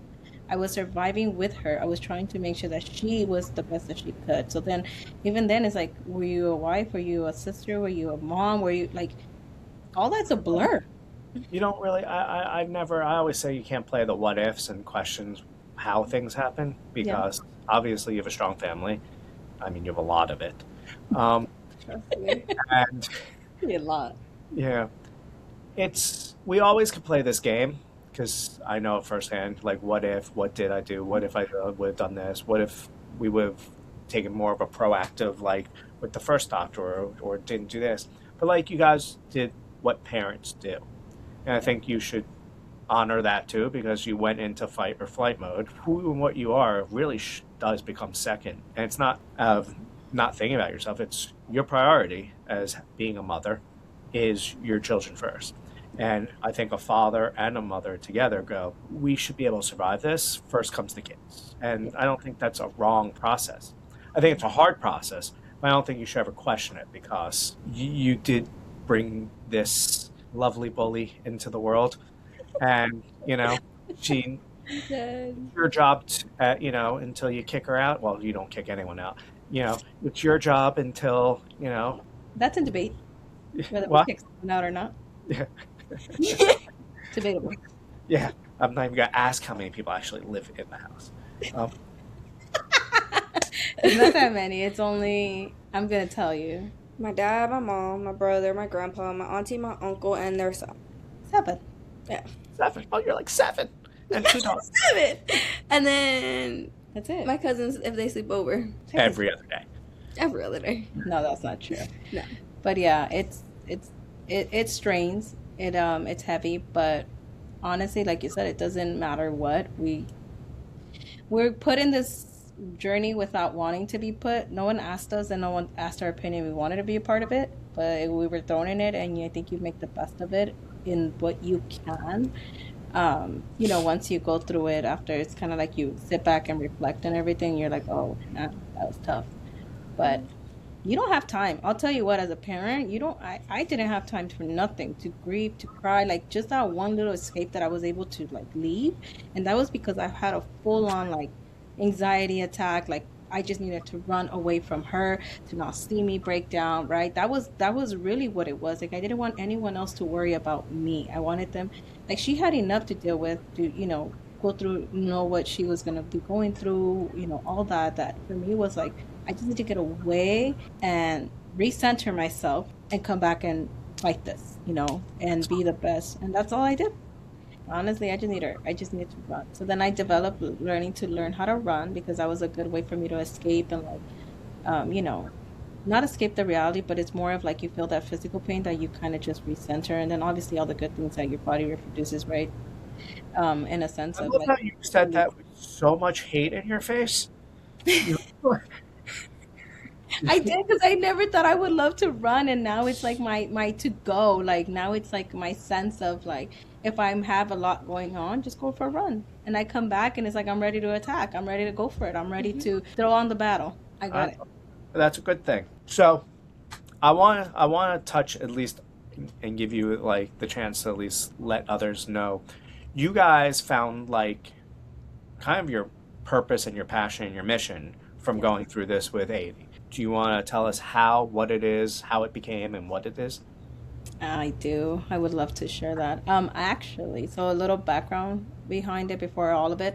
I've always been about, I'm a big believer that it takes one person to change someone's life, for one person to care. So my background in school, all of it is psychology. So I've always wanted to do, so I was working towards my degree in forensic psychology, because I wanted to work within the system to help the kids that are in the system or in the juvenile system, or just anywhere. Because like I said, I'm a big believer that it takes one person, right? And all these teenagers or kids need is someone that cares and can change, the way their life goes. Um, so when 80 was in the midst of this journey, the biggest thing that stood out to me was that there is a lot of amazing organization. There's a lot of nonprofit. There's a lot of companies. There's a lot of people that reach out, which, thankfully, thanks to their great hearts, it does make here, things easy for a lot of us that are fighting this, within this battle. So they're amazing. But the one thing that I never really saw was that there was a lot of teen friendly things. So there was a lot of events that we would be invited to, but they were kind of like, for the younger kids. There was a Like, lot of like, yeah, like from the foundations that they would have like events. Oh, so and so is having this event. They have a treasure box, so after treatment they get to go and get a gift. There was nothing friendly that was like teenager, right? Only So 80 snacks. always kind of skipped through that, because she's like, what do I need these toys? She'll come home back and forth, like I think maybe like a couple times for her little cousin, and Free brought, toys. free toy, brought him a toy. So I noticed that they're too old for the littles, but they're still not old enough for the adults. So they're kind of like a, it's a, adults don't it's get toys. Adults don't get to it. Teenagers. But it'd be nice. It'd be It nice would if be great. if an adult would be like, "Hey, I see you." Like we're talking about like now we're we're getting to mental health aspect, right? Because what is the one thing that they feel, or them in this fight is, they're alone. Obviously their self-esteem goes down. We're talking about changes. We're not only talking about physical change, we're talking about mental changes, right? Everything that goes by. So then I kind of picked that up, and I had one organization that kind of like threw a Q&A in Instagram and was like, what would you guys like to see more? And I was like, how about you guys have more teen friendly stuff? And they actually took me up for it, and they did like a teen over takeover, and they kind of like brought them, invited like a couple teenagers over. So it was nice to see that they were listening, right? But so in the midst of this, Faith in the Fight was born, because we were able to, I see that there's a gap, for our teens. So they're kind of like the forgotten group. I don't want to say like forgotten, but forgotten, because they don't really have much things for them. So I just thought that it would be nice to, have different things for them, whether it's a journal, whether it's a gift card to Starbucks, right? Like our teenager girls, what do they like? A coffee, a Stanley something that is Makeup. teen friendly. They deserve it just as much as everyone else that's battling, right? Puppies. What? And Puppies, yes. I can't give puppies to everyone. I wish I could. Um, so Faith in the Fight was born so that we are here to, pretty much support that aspect of it and be able to cater to our teenagers and young adults because, like I said, they're either too little for the little. I mean, sorry, too old for the littles or too little for the olders. That they tend to be forgotten and not or overseen, maybe not forgotten, but overseen because they probably, and I'm just assuming, right, that it's one of those things where they're kind of like, ah, they're older, they understand. You know, also they can get on their phone. They can pass three, exactly. 4 hours, 6 hours sitting in a chair. And they'll be fine, scrolling through their phones. But in reality, it's like no, you get bored of so many sessions you have where they're just kind of sitting in that chair and scrolling through TikTok. So that is where I identified that there was a need for us to target that population. So then I switched the course of my degree to Oh, now more into more clinical. So I wasn't gonna get fully licensed to become a psychologist, but now I am gonna go fully so that I can bring that into well, you faith. graduated, I so you did. are. I got my Her master's, master. She but wants to I'm go not for a licensed. doctor. Not Oh, now licensed you yet. have to go for the next part. Yes, and I gotta, now I want to go back. Now I was motivated to go back and I be think it's licensed. beautiful. Yeah, so that I can be able to actually practice, but be able to develop some kind of workshops that will help our teens, um, you know, s- learn to cope with the situation because we can't remove it. Unfortunately, we just can't. I wish we had a magic wand and be like, hey, Bibbidi no one's bobbidi gonna boo. have it. This cancer thing is gonna go away for everybody, but that's unrealistic. I do think that it's important to find ways for them to learn to cope with their current situation. I'm a big believer, obviously, in flashing that light into that mental health aspect of it. Like I said, I do think that her age specifically, it's harder just because they are hearing, you know, cancer, and in their mind, it's like cancer. Oh, I'm gonna die. I'm gonna this, and it's like, oh, let's tone it down. Let's bring it down. So now they're hearing and they're processing. So now you're, as a parent, you're not only dealing with, the side effects, the physical, like everyone knows cancer, everyone knows side effects, everyone knows treatment. But like how many really know what goes behind the scenes as far as like their mental health? No, first, unfortunately, the first and foremost thing that hospitals are looking for is just to save the patient's life. Yeah. I mean, that's key. Yeah. Very true. Yeah, but I know that they do more. I know that they provide those services now more than they ever did before. But it also doesn't sound like they're probably proactive and probably talking to everyone to really mentally, physically understand their patient. I like this concept because there is a gap. Are you guys doing it where you go in and you meet with, these young adults, we'll call them, We'll take teenage to young adults. little So right teens? now, what we're doing is we pretty much have like we have our website. So on our website, they'll contact us. We'll send an application just to kind of get to know them. We do care packages right now, so just send them something that's more specific to their wants and needs So it's versus. for a kid, not like for a hospital, like having So supplies for we them to get. donate. No, we donate. So we do the care packages, which is more of a individual, but we do it as a wholesome. So we don't just take care of the warrior. So we'll send a package that has a gift for the warrior, that has a gift for the sibling, if they have a sibling, and then for the parents. So whether it's a journal and like, a gift card to a gas card or groceries, and then I kind of just send them like a gift card to get coffee because in the mid, like I said, for me, mental health is strong. So for me, it's like I tell the mom, like, hey, go get coffee and, Yeah. take time for yourself because that's how you recharge to come back and, be there for your kid. Or, hey, here's a journal or a book, just whatever it is, little things that we can give. But we also collect items. So we just set aside or like a bin, like those big Costco bins, and we fill it up with whatever teen friendly things you can think of, whether it's books, video games, um, art supplies, craft stuff, whatever you can think of that teens will like. we would put in that box, and we donate those to hospitals. Have something, or young adults have something to pick from aside from little kids' toys or coloring books. There's coloring books, but for like older teenagers that like those stuff. Um, so we do that, and then we have also sponsored like a day of joy. So we try to, if obviously they are able to, we either send them to like a theme park and try to pay for everything, or, you know, as much as we can, because we know that obviously as a family coming from it, our resources was very limited. And sometimes all we wanted to do is just give them like a day of happiness, right? Which is not going to take away from what they're going through, but at least it's going to let them remember that at that point, like they're teenagers, like they matter and we see them. So we've sent like a family to the zoo and kind of just cover all expenses. Yeah. So we try to. I honestly, we're brand new. We're just starting.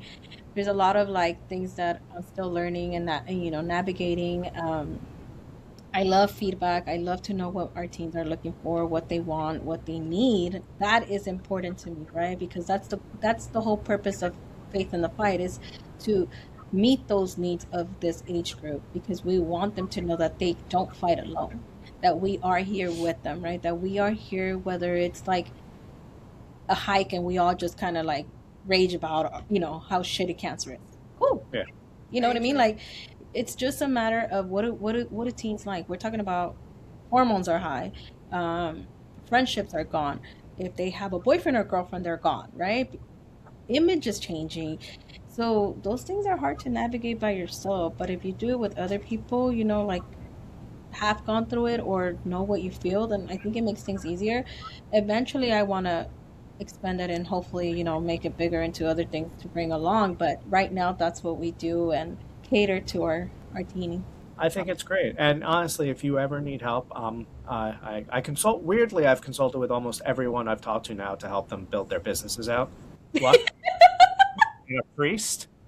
You can help with numbers too. Oh yeah, You know what? You see? I told you she's a bully. If it's not yeah. me, it's gonna be my dad. Yeah. It's Well, just, I'll have it's to come on the next podcast. Yeah, it's just with this topic when it comes to her, it's still pretty sensitive. It's pretty still fresh on that sometimes I'll tell you what, a lot of it's still kind of like a blur to me. Like if I don't like I documented her whole journey. So I might have said a couple things and missed a lot, but I like literally documented her whole journey because of that. Because I knew that it's like even now I talk about it and I'm like, wait, that doesn't even sound right. But then I go back to it's like, oh no, it did happen. Because it's so fast, even though it's so slow, it's so fast. Yes, it's so like now people are like, oh, she's done, she's good, she rang the bell, and it's like, No. yeah, no, you don't know that like this navigation of going like having to fit in. Now she's short hair. Now she looks different. Now she has scars in her Oh chest yeah. area. Like we're talking about like a whole thing. Now you're navigating new friendships. She lost so many friends. That's one thing that I noticed. And of course, I'm gonna do research on all this, right? And like kind of like get some data as far as like what they really do struggle, because it's interesting to see like what the like you said, like you've seen a trend, right? And like they don't take make do blood work, they don't do this, they don't do that, and you're like, why? Right? It's the same thing with them. It's like, why, what changes? And it's interesting to see, but that is why we are here now, to close that gap and No, make it. and Yeah. are you a part of Faith in Faith and Fight? I love it. I just tongue twister from it. Faith and Fight. Are you Yes. help? Yeah, she does. So, so the name of it, Faith and Fight, was because Adie, her faith, instead of like going south, right? Instead of like going down the wrong rabbit hole into all this and everything, she chose to grow her faith, and she got closer to God. So she definitely we saw her faith grow in this fight. Yeah. And that's the purpose of the name behind it. So it's called Faith in the Fight 80s Foundation, because obviously it's her foundation. Eventually it's going to be all hers. But I do want to even, what later on, one of our goals is for her to start her own podcast and be able to talk to teenagers and share their experiences, right? Like share from their lens instead of like what we You, see. my first piece of advice: you don't even have to start a podcast. You have a TikTok channel. Just Oh, start. Just yeah. start talking about your emotions every time you feel them to the camera. Mhm. So You that, will. the algorithm will find you if you just be consistent. And Okay. that will be great for the charity. Yeah. But just do it from your point of view and don't try to sell it. Yeah. So that's what I want. I want her to. I want You're to not shine. shy. No, So, she's not. so So that's what I tell Not her. anymore. No, she's never been shy. She's never been shy. She's lying. Don't even let her try to give you that lie. Yeah, at She's least I'm lying. not bad with numbers. Edie. Oh my gosh. She's never gonna let me live that thing. That I'm bad with numbers. well, no, you are. Um, I only know you for 2 hours, and now everyone else knows you're bad with numbers. Oh, I promise you, I'm not that bad. We're just hoping you're not an accountant right now for the No, I'm company. not. I'm not. Don't worry about that. I have someone to do all that for me. So it's fine. No, so now, yeah. So we have faith, and that's one of the other, like, eventually it's, and what's important is building that community. That's what I Yeah. really want. Build that community, whether it's Yeah. just like moms, whether it's dads, right? Because we want to, they matter, and our siblings, because they matter. They go through the fight just as much as they do, right? Like, they are like the unseen background of it, like they hold emotions, they are set to the side because the one that's going through the fight is put first. Like, there's a lot of things that people, like, we don't shine those lights to, that we want to shine those lights to. So whether we celebrate our siblings, celebrate our warriors, we celebrate the family as a whole. that's Well, that's our biggest goal. and you Just to guys are family first, which is very sweet. Yeah. Being a And small we're big. family No, we're not. We're big. and always growing. It sounds like. No, I think it's very sweet. I would love to help you in any way that I can. That will always be first. I will take the help because I'll tell you what, I have no I'm also background. very brutally honest when it comes That's to okay. opinions. I'm okay with that. I'm okay with that.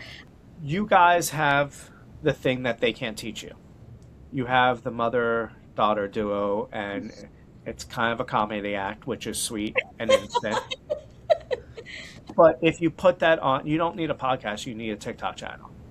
She says We we have have one, one. but we don't use it. She was Well, supposed to start it, but she slept on it. I've been so busy with everything, with my church and everything else. well, Yeah. God's gonna have to give you some time for this. Yeah. Thank you. um, he gave you this passion for a reason Yeah. and a purpose. Yeah. Mm. We'll see where her purpose is once she's done with school and how it takes her. I tell her all the time, like, you have such a huge testimony that you can go anywhere with That's it. what my leaders tell me all the time. Leaders as in spiritual or as like pastures? I'm new to that world. Or Tijuana. I'm not sure. No, Tijuana. Tijuana's out of the picture. Now you know why you still have injuries, because that's how your mom fixed you growing up. Exactly. I think it's great. I think you guys, did the hardest part. You fought the battle. Everything else should be easy. It's hard. It is. Sorry. The hardest beating cancer. Oh, no. But after treatment, like things that no one tells you about, it's hard. Going back to school was hard. Well, talk about it. Yeah, those are good ideas to talk. Yeah. But then it's gonna start drama. How's it starting drama? I'm not fighting you.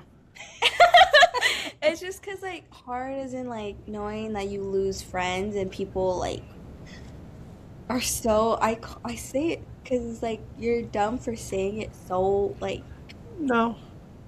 yeah You're saying your feelings because I don't think you lost friends because they hated you. They didn't know how to handle such a heavy reality. Yeah. I mean, no one knows how to process cancer, and when you're not part of a family, you don't have to be forced to handle it. So it's easier to just not emotionally go down that road when you're young. And and the because it's worst hard. part about going back is like just hearing the fact that people come up to you and say, "Oh, I thought you were gonna die," or I was just like, "Oh, okay," or the fact that someone's like, "Oh, if you have any questions about Adie, go to her about cancer, go to Adie." Or when someone hear the word cancer, they all just stop talking and look at me. It was like, She goes to a okay. very small school, so Yeah. it's very What's a small. I don't trust you with numbers. What's a small school? A small school is just for high schools there's like 2 or 3 buildings or 4. Mine is just one building. It's an upstairs and downstairs. So it's like It's very small. it's very Everyone small. knows everybody in this Yeah, school. everyone knows everybody. Everyone knows everyone's tea, who's dating who's doing what, everything. Are you updated So with your lingo? Yes, No, thank I'm you. still learning. Oh, I'm still learning. That's what I'm saying. I'm still learning. I hear her and I'm like, what? Talk to me in English. yeah, so I think going back to school was hard, even more hard, especially when I call them dumb because it's like they're like I would start embracing my scar that I have on my chest, and then someone just like said, "Were you suicidal?" And it's like, yeah, okay, so why would I was just like, you guys just think of something in your head and then just say it out loud. You guys don't Well, process it. that's the product of social media. Yeah. Yeah, I But tell her it's she better has that they say it to to your face than behind your back and agree. yeah. bully. Because I don't know if these kids these days, and I could be speaking out of being not part of that generation, I don't know if they mean it in the same way that, like, when bullies were bullies in my time. I think that they just talk because it's just they know how to just say whatever's on their mind, and maybe it's how they ask questions more than just I making fun agree. of you. I mean, I was bullied. I have a scar from here to here, here to here, here. I've had double open heart surgery and bypass when I was a kid. And if you want to talk about bullying as a kid, I mean, it was brutal. I was in fights every day for years. Oh my god. And kids suck. Oh yeah, kids do Yeah, And that. I mean. you Yeah. just have to understand it doesn't mean that they suck in the same way that if they were adults doing it, it's they don't know any better. They don't know how to process that emotion. They don't really understand what you're going through. Yeah. Because to be honest, you didn't even understand it until you had to go through it. Yep. So now they're just seeing someone that they probably loved or admired or thought of you as a friend, and they don't know how to process it. I mean, I lost my dearest friend, who was my best friend when I was 14, because when my father and my sister were killed, he couldn't handle it anymore. And he was like, I can't hang out with you anymore. And after, like, literally, like, we grew up together. Yeah. So it's like, I feel like you don't have to be afraid to say things back. I don't think you're shy in that department. I feel like you like it. No. No, That's what I tell her. It's a good way to educate people, right? I think that, and I agree with you 100% in what you said, and I think it's key on, and like right straight to the point is that I just don't think that these kids know exactly how to talk. They just talk to talk. And Yeah. majority of it is pretty much curiosity, and they probably feel weird just to straight up ask like, "Hey, how was your cancer journey?" Instead of, they make comments where I tell her, I'm like, take this opportunity for you to embrace your journey and talk about it and educate them. Like some people are like, oh, you've been through, whatever it is that they tell her nowadays. And it's like, no, educate them. Turn around and tell them, hey, like this is what I went through and this is what the outcome is. And, and then I guarantee that 9 out of 10 times they're going to be like, oh, yeah, you're right. Like I learned something new and they won't be, that curious. And you don't want to break one of those nails on them. Those are long nails, huh? No, she's not a fighter. I can't. She's better. She knows better. I tell her all the time. She has to be nice. And more now that, she has a full foundation and she's the face of it and she's, Oh, well, I think you guys should incorporate that into what you do. No, yeah. not fighting. And you, Adie. you should talk about how it was difficult re-entering society as a young teenager. Don't roll your eyes at me. I'm not part of your family. You see what I have to deal with? And you're just getting a little taste Yeah. of it. But like that would connect with so many people who will never talk about it, Yeah. and that you might find a huge audience that way, and just a lot of friends Yep. that from other cities, other states, other even countries, because it's real, it's raw, and people don't talk about how you have to re-enter society. And as a teenager, it sucks to be a teenager. So to have I to do it agree. twice is an interesting ride that maybe you should talk about. That is Also, it interesting. might help you heal from it because you're Yeah. still holding on to a little anger. Yep. She really I is. think I don't hold on to anger. I just hold on to the fact It's that still the same thing to do. it's just like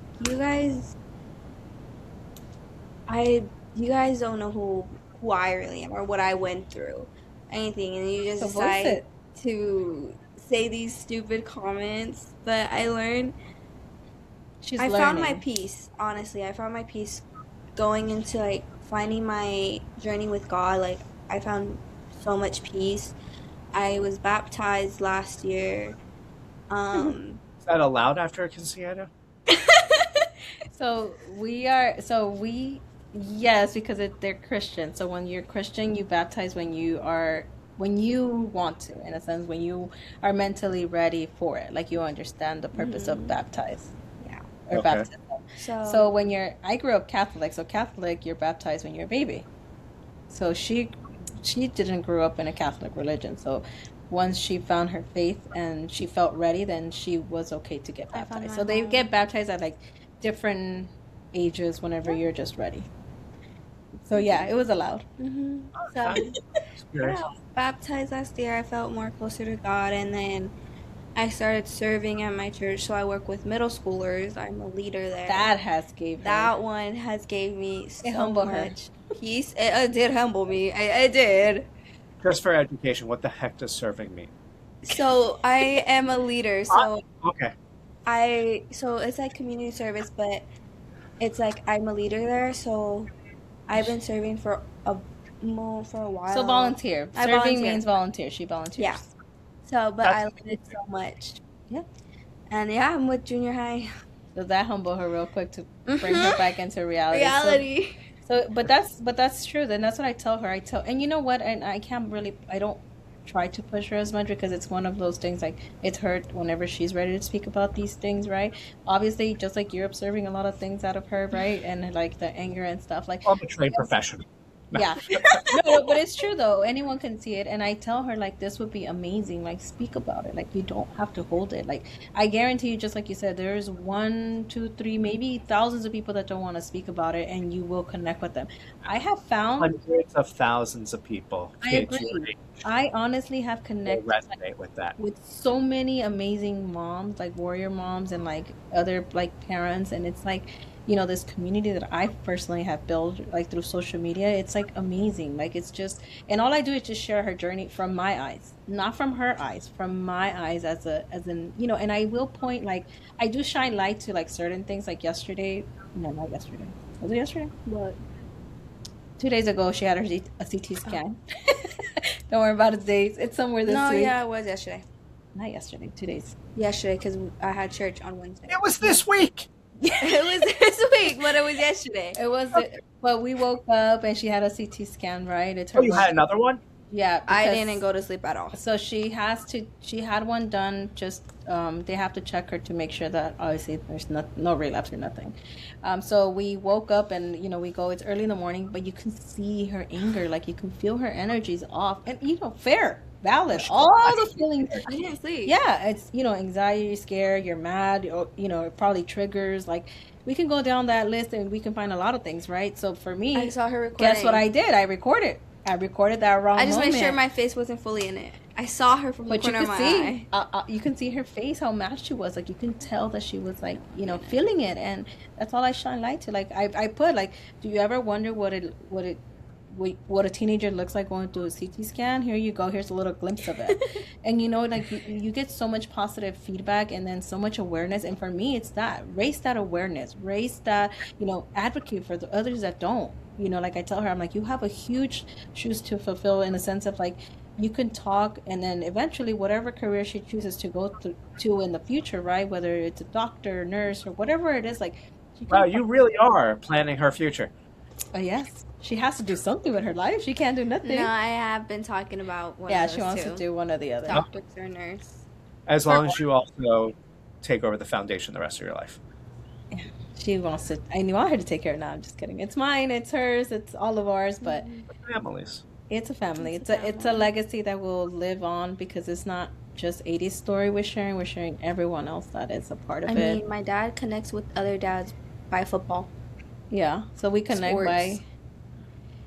and we I connect by cancer. Pediatric cancer yeah. and teenage and mental health and No, I could tell you how my dad was. My chemotherapy team. There's one, my nurse. He likes the same football team as my dad, and Oh my that's what they would always talk about. is the Kansas City Chiefs, and I'm just like, okay. Wow, you just blasted your dad's garbage team on podcast. God. You're trying to get my show canceled with saying that? I'm just kidding. I'm just kidding. I'm just kidding. But I No, mean, we all deal with it in our own little ways, so it's fine. yeah, I think, and that was edit that out. That was the best part. I'm going to open with that. Adie. This is Adie. I didn't do it. Oh, things are flying. Things are getting heated up. I would encourage you to go on TikTok and give stories, and then you take those stories and then you repost them onto Instagram and your face. You have a Facebook page. Yeah. I think that you should get on TikTok and do that. Use it. Use your abilities and skills. I tell her all the time for good. I mean, you have a perspective that adults can't talk to kids about. You have a perspective that kids might have a million questions. Because don't forget, it's you come with not just a cancer survivor. You're also coming with understanding bullying, body imaging. So I think that could be a really good conversation that you have. Yeah. So that's just up to you if you want to take it to that level. I think that you would find a huge support within 6 months. It would be a lot different than you think You should if do you it. were consistent. You could talk about your faith. You could talk about your leadership. You could bring God into. I mean, you could do all of that. Or do you sing also? Are you a choir girl? Not a choir girl. No. She but just I sing. sing. I've been I singing tell since her I to join was 3. choir. No. Wow, Theater, maybe. But I've been singing we since could I was see you as 3. theater. But I'm terrible too at singing. I got it from her sister, from my tia. Okay. Mm-hmm. I'll send you a picture of them, and then you can say who's her twin. No, yeah. Great. I think you guys are doing great things. I do want to ask one question because I don't think you've actually ever. Are they labeling it? Are you in the remission phase or cancer-free stage? I'm 1 year cancer free. She's cancer free. Now, do they say cancer-free or do they say remission? And it's another one of those doc check. They say she's in remission, but I did ask her doctor because I was all like, wait, because once again I did the whole search or whatever, and I was like, is she like full on remission or is she just hit remission or like is she good? But she said that she's full remission, so considered cancer free. Obviously, we still have to scan, but then I don't get it because that confuses me too. I'll tell So you. there's usually, and again, it's been changing so frequently that this is why I ask everyone now. When I was growing up, cancer-free meant like 5 years. Like you Yeah, had to hit the 5-year that's what I benchmark, heard. especially when you're a chemo, when you go through chemo because it does so much damage to your body. I don't know if it's different for kids or adults, and you might be but I know that she's gonna be seen until she's 20, 29. no, not 29, 21. I think it's like 5, 6 years that she has to be seen. So that's where I don't understand the So 5 remission. years. So she's gonna, no, I think it went She up works with numbers too. 80. Stop. But she's 16, 5 years would be 21. That's 5 years. Well, no, So because they're she's going, 15, technically. but she's in remission now. Oh, yes. Nah, we're talking about. Yes. Yes. Edit this out, please. He's not gonna edit it out. No, yeah, so she'll be seen for 5 years, and then that's what I thought, that she would be considered cancer free after 5 years, but so I just pretty much say that she's in remission because I mean, things could change, and we're talking about she gets seen every 8 weeks, right? Now her checkups every Well, 8 did they weeks. give you a percentage, like the odds or anything So statistically after? Sorry if you don't want me no, asking these I questions. don't. No, I don't. No, it's fine. I don't know. They don't tell us a percentage. I do know that the only thing that they I'm not say good with is that numbers. if she relapses and they get it, it has a high chance of being cured. That's it. And they know that they've got it all. Now they're just maintaining and making Yeah. sure you're on no more treatments other than just Check. checkups once Yeah. every other month. I need That's more 8 people at weeks, my just so theater. you know. Um, Thank you. I Yeah. think So one every question 8 I did weeks. ask was if it was to come back, what cancer would it be? Because they said since the cancer I had was not genetic, they said it would be leukemia, and I was like, let's pray it's not. No, they're prone to get more. Obviously, they're more to get different type of cancer, especially like skin cancer because the sun, whatever. But because of the treatment and everything they went through. I take care of my So I eyes. tell her all the time, you have to be extra careful with now who you are, right, or in your body and outside. But they just said like there's not a. They just said that it's a high. At least her type of cancer, it's high to cure it. So if they get it again, like they'll be quick to cure it again. And I'm just like, okay. Don't say numbers. But they don't tell us a number. I don't think I've ever heard an actual number or percentage said by them. I do know that I did ask her though, like remission wise, and she says she's full remission. All right, so that's good. She's in remission. That's all that matters. That's And then all. she gets checked every other month. Yeah. That's the blessing. Now, yes, 8 weeks. Sorry, can we just in every 8 weeks she gets checked once every 8 weeks? Yeah. It's gonna be an incredible episode. Oh Um, my God.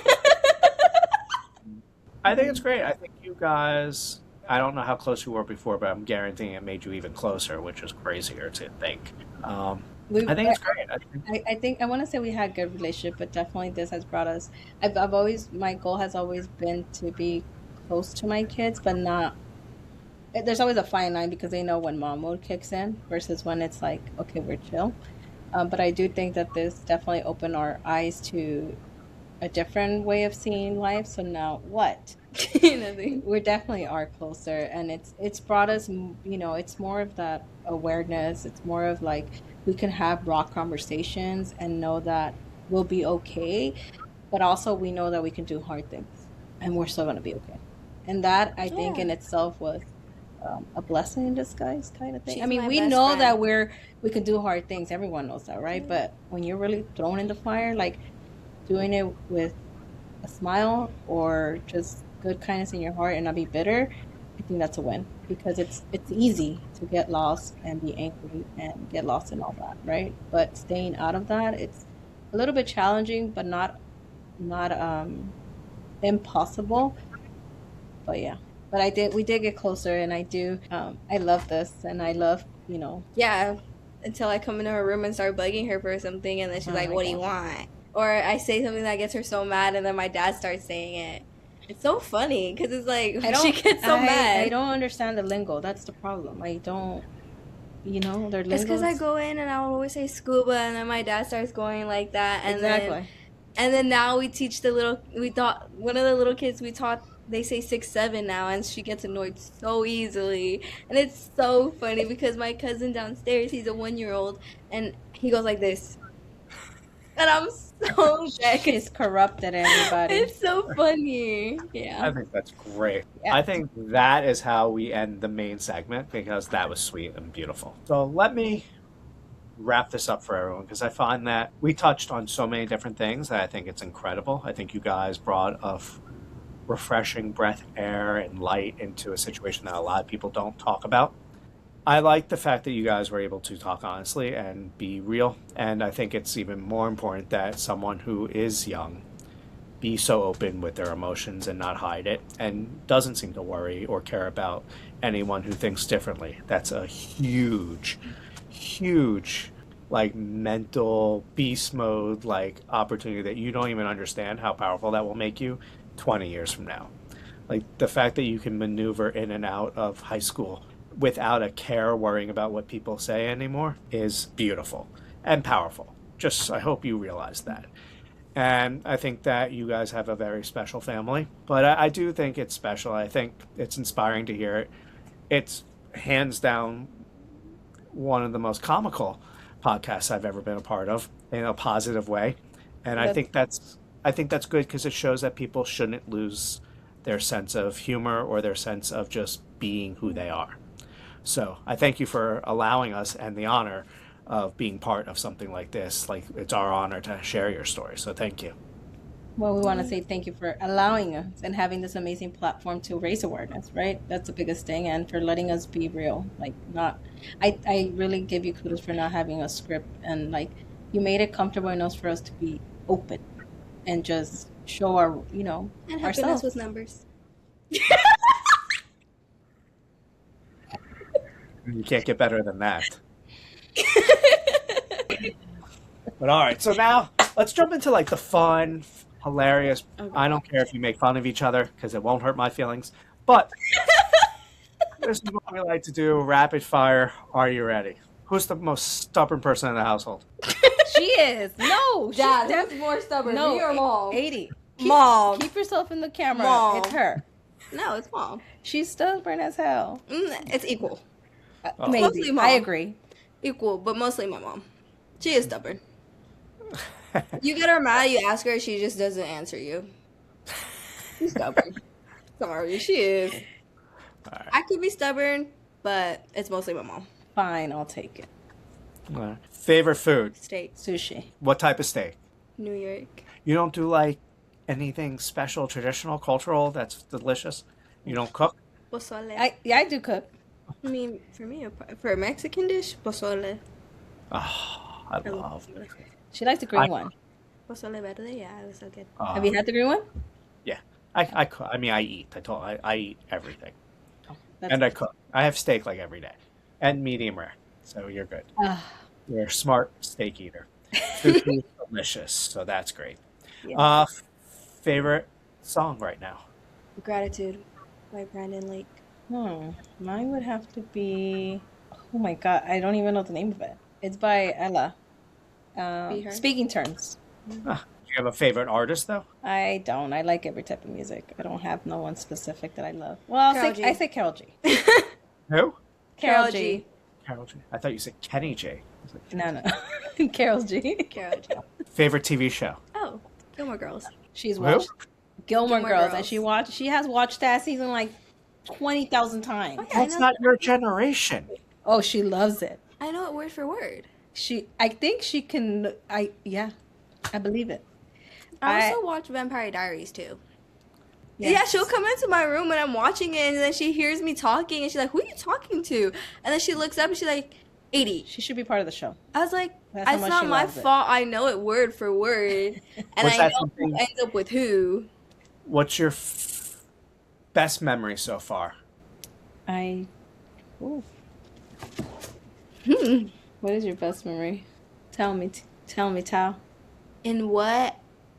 In general, In what way? Like in family, myself. doesn't matter. Your best memory. What comes Best up? To memory. mind? Me What's the getting, best memory of yourself? I me know. getting baptized. What? Me getting baptized is the best memory I have of myself. Oh, not being cancer. No.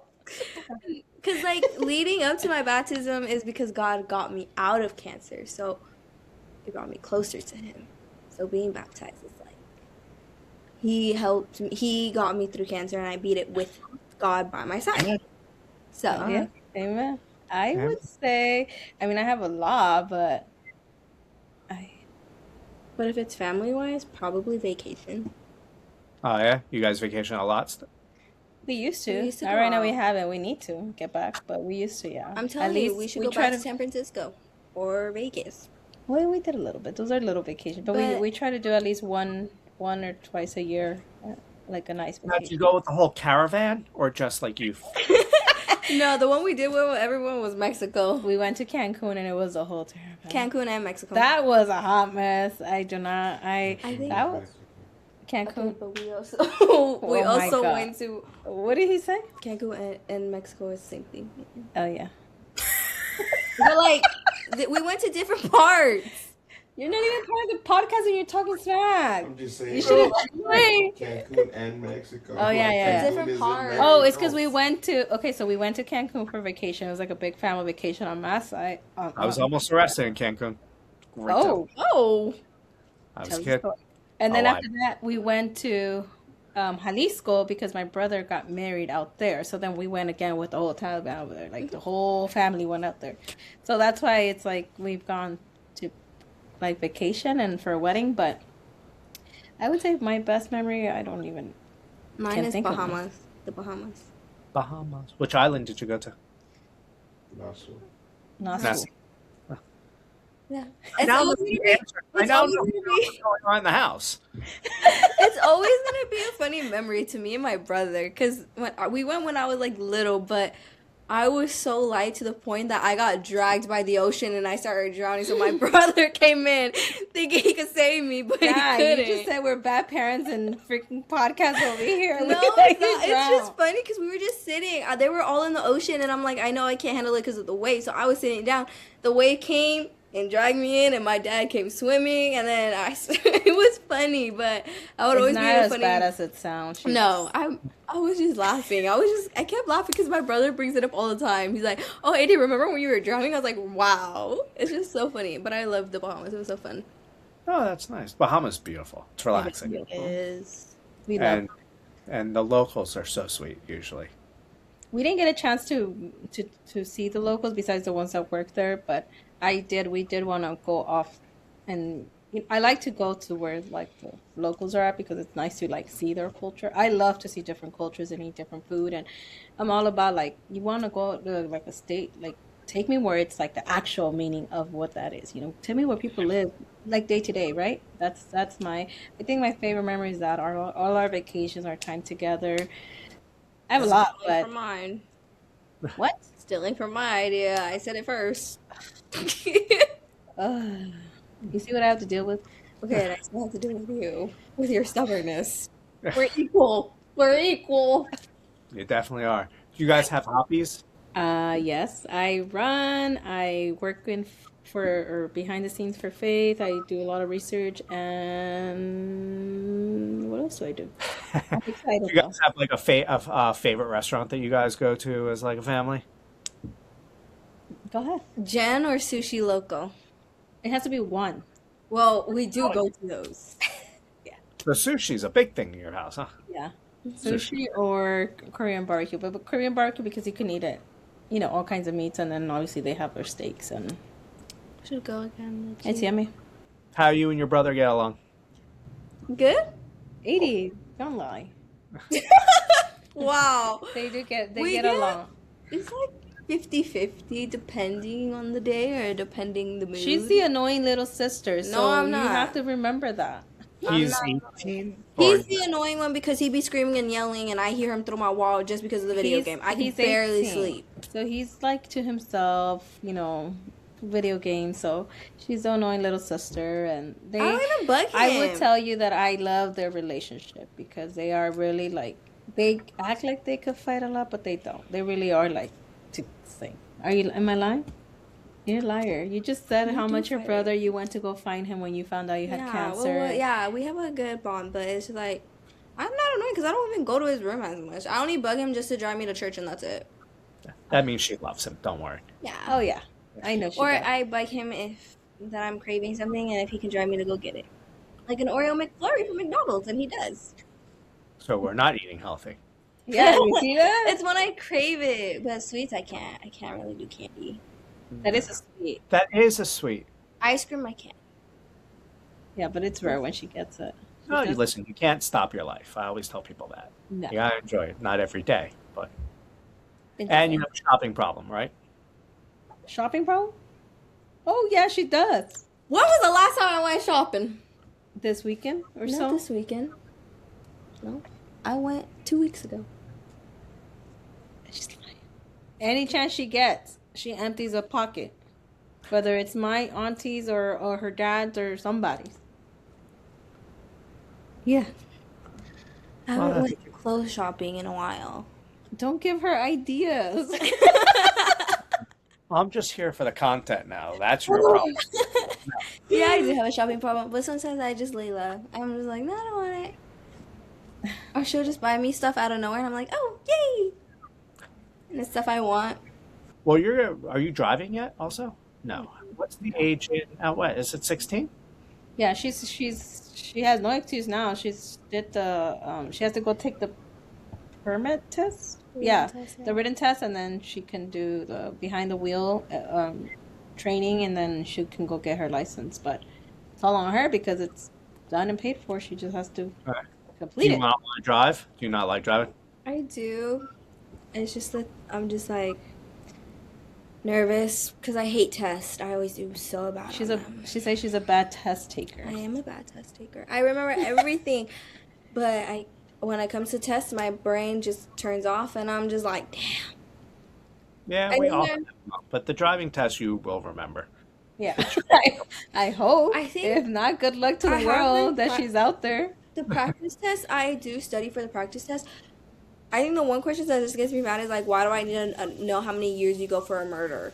Like Wait, Manslaughter. what? manslaughter. There you go. She said that For they're manslaughter, asking for they ask for how manslaughter. many years do you go for No, how many doing years did you get for manslaughter? manslaughter? I'm like, I don't know. I'm not in the law How enforcement, but bad, I know how it's. bad of driving is it out west that's a question?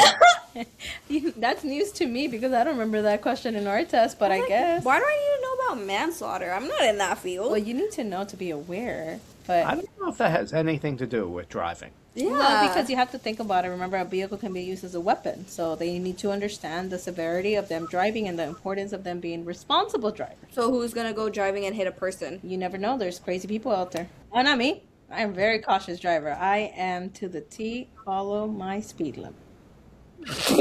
She's not. Why are you laughing? Make it seem like I'm not. Red light. She ran a red light thinking it was a green I'm light. never telling you anything again. That was an accident. Oh no, I think it's great. You guys are adorable together, Thank you. and I think you guys should understand and cherish how much that's a great bond. More the kid than you, because mom knows. Yeah, Um, exactly. Yeah, that's why I said Appreciate it. a lot of people start asking like, oh, why do you tell your mom everything? I'm like, 'cause she's my best friend. When someone tells me something, don't tell anyone. Okay, mom, this is what the tea. This is what who, and everything. And she's like, so funny.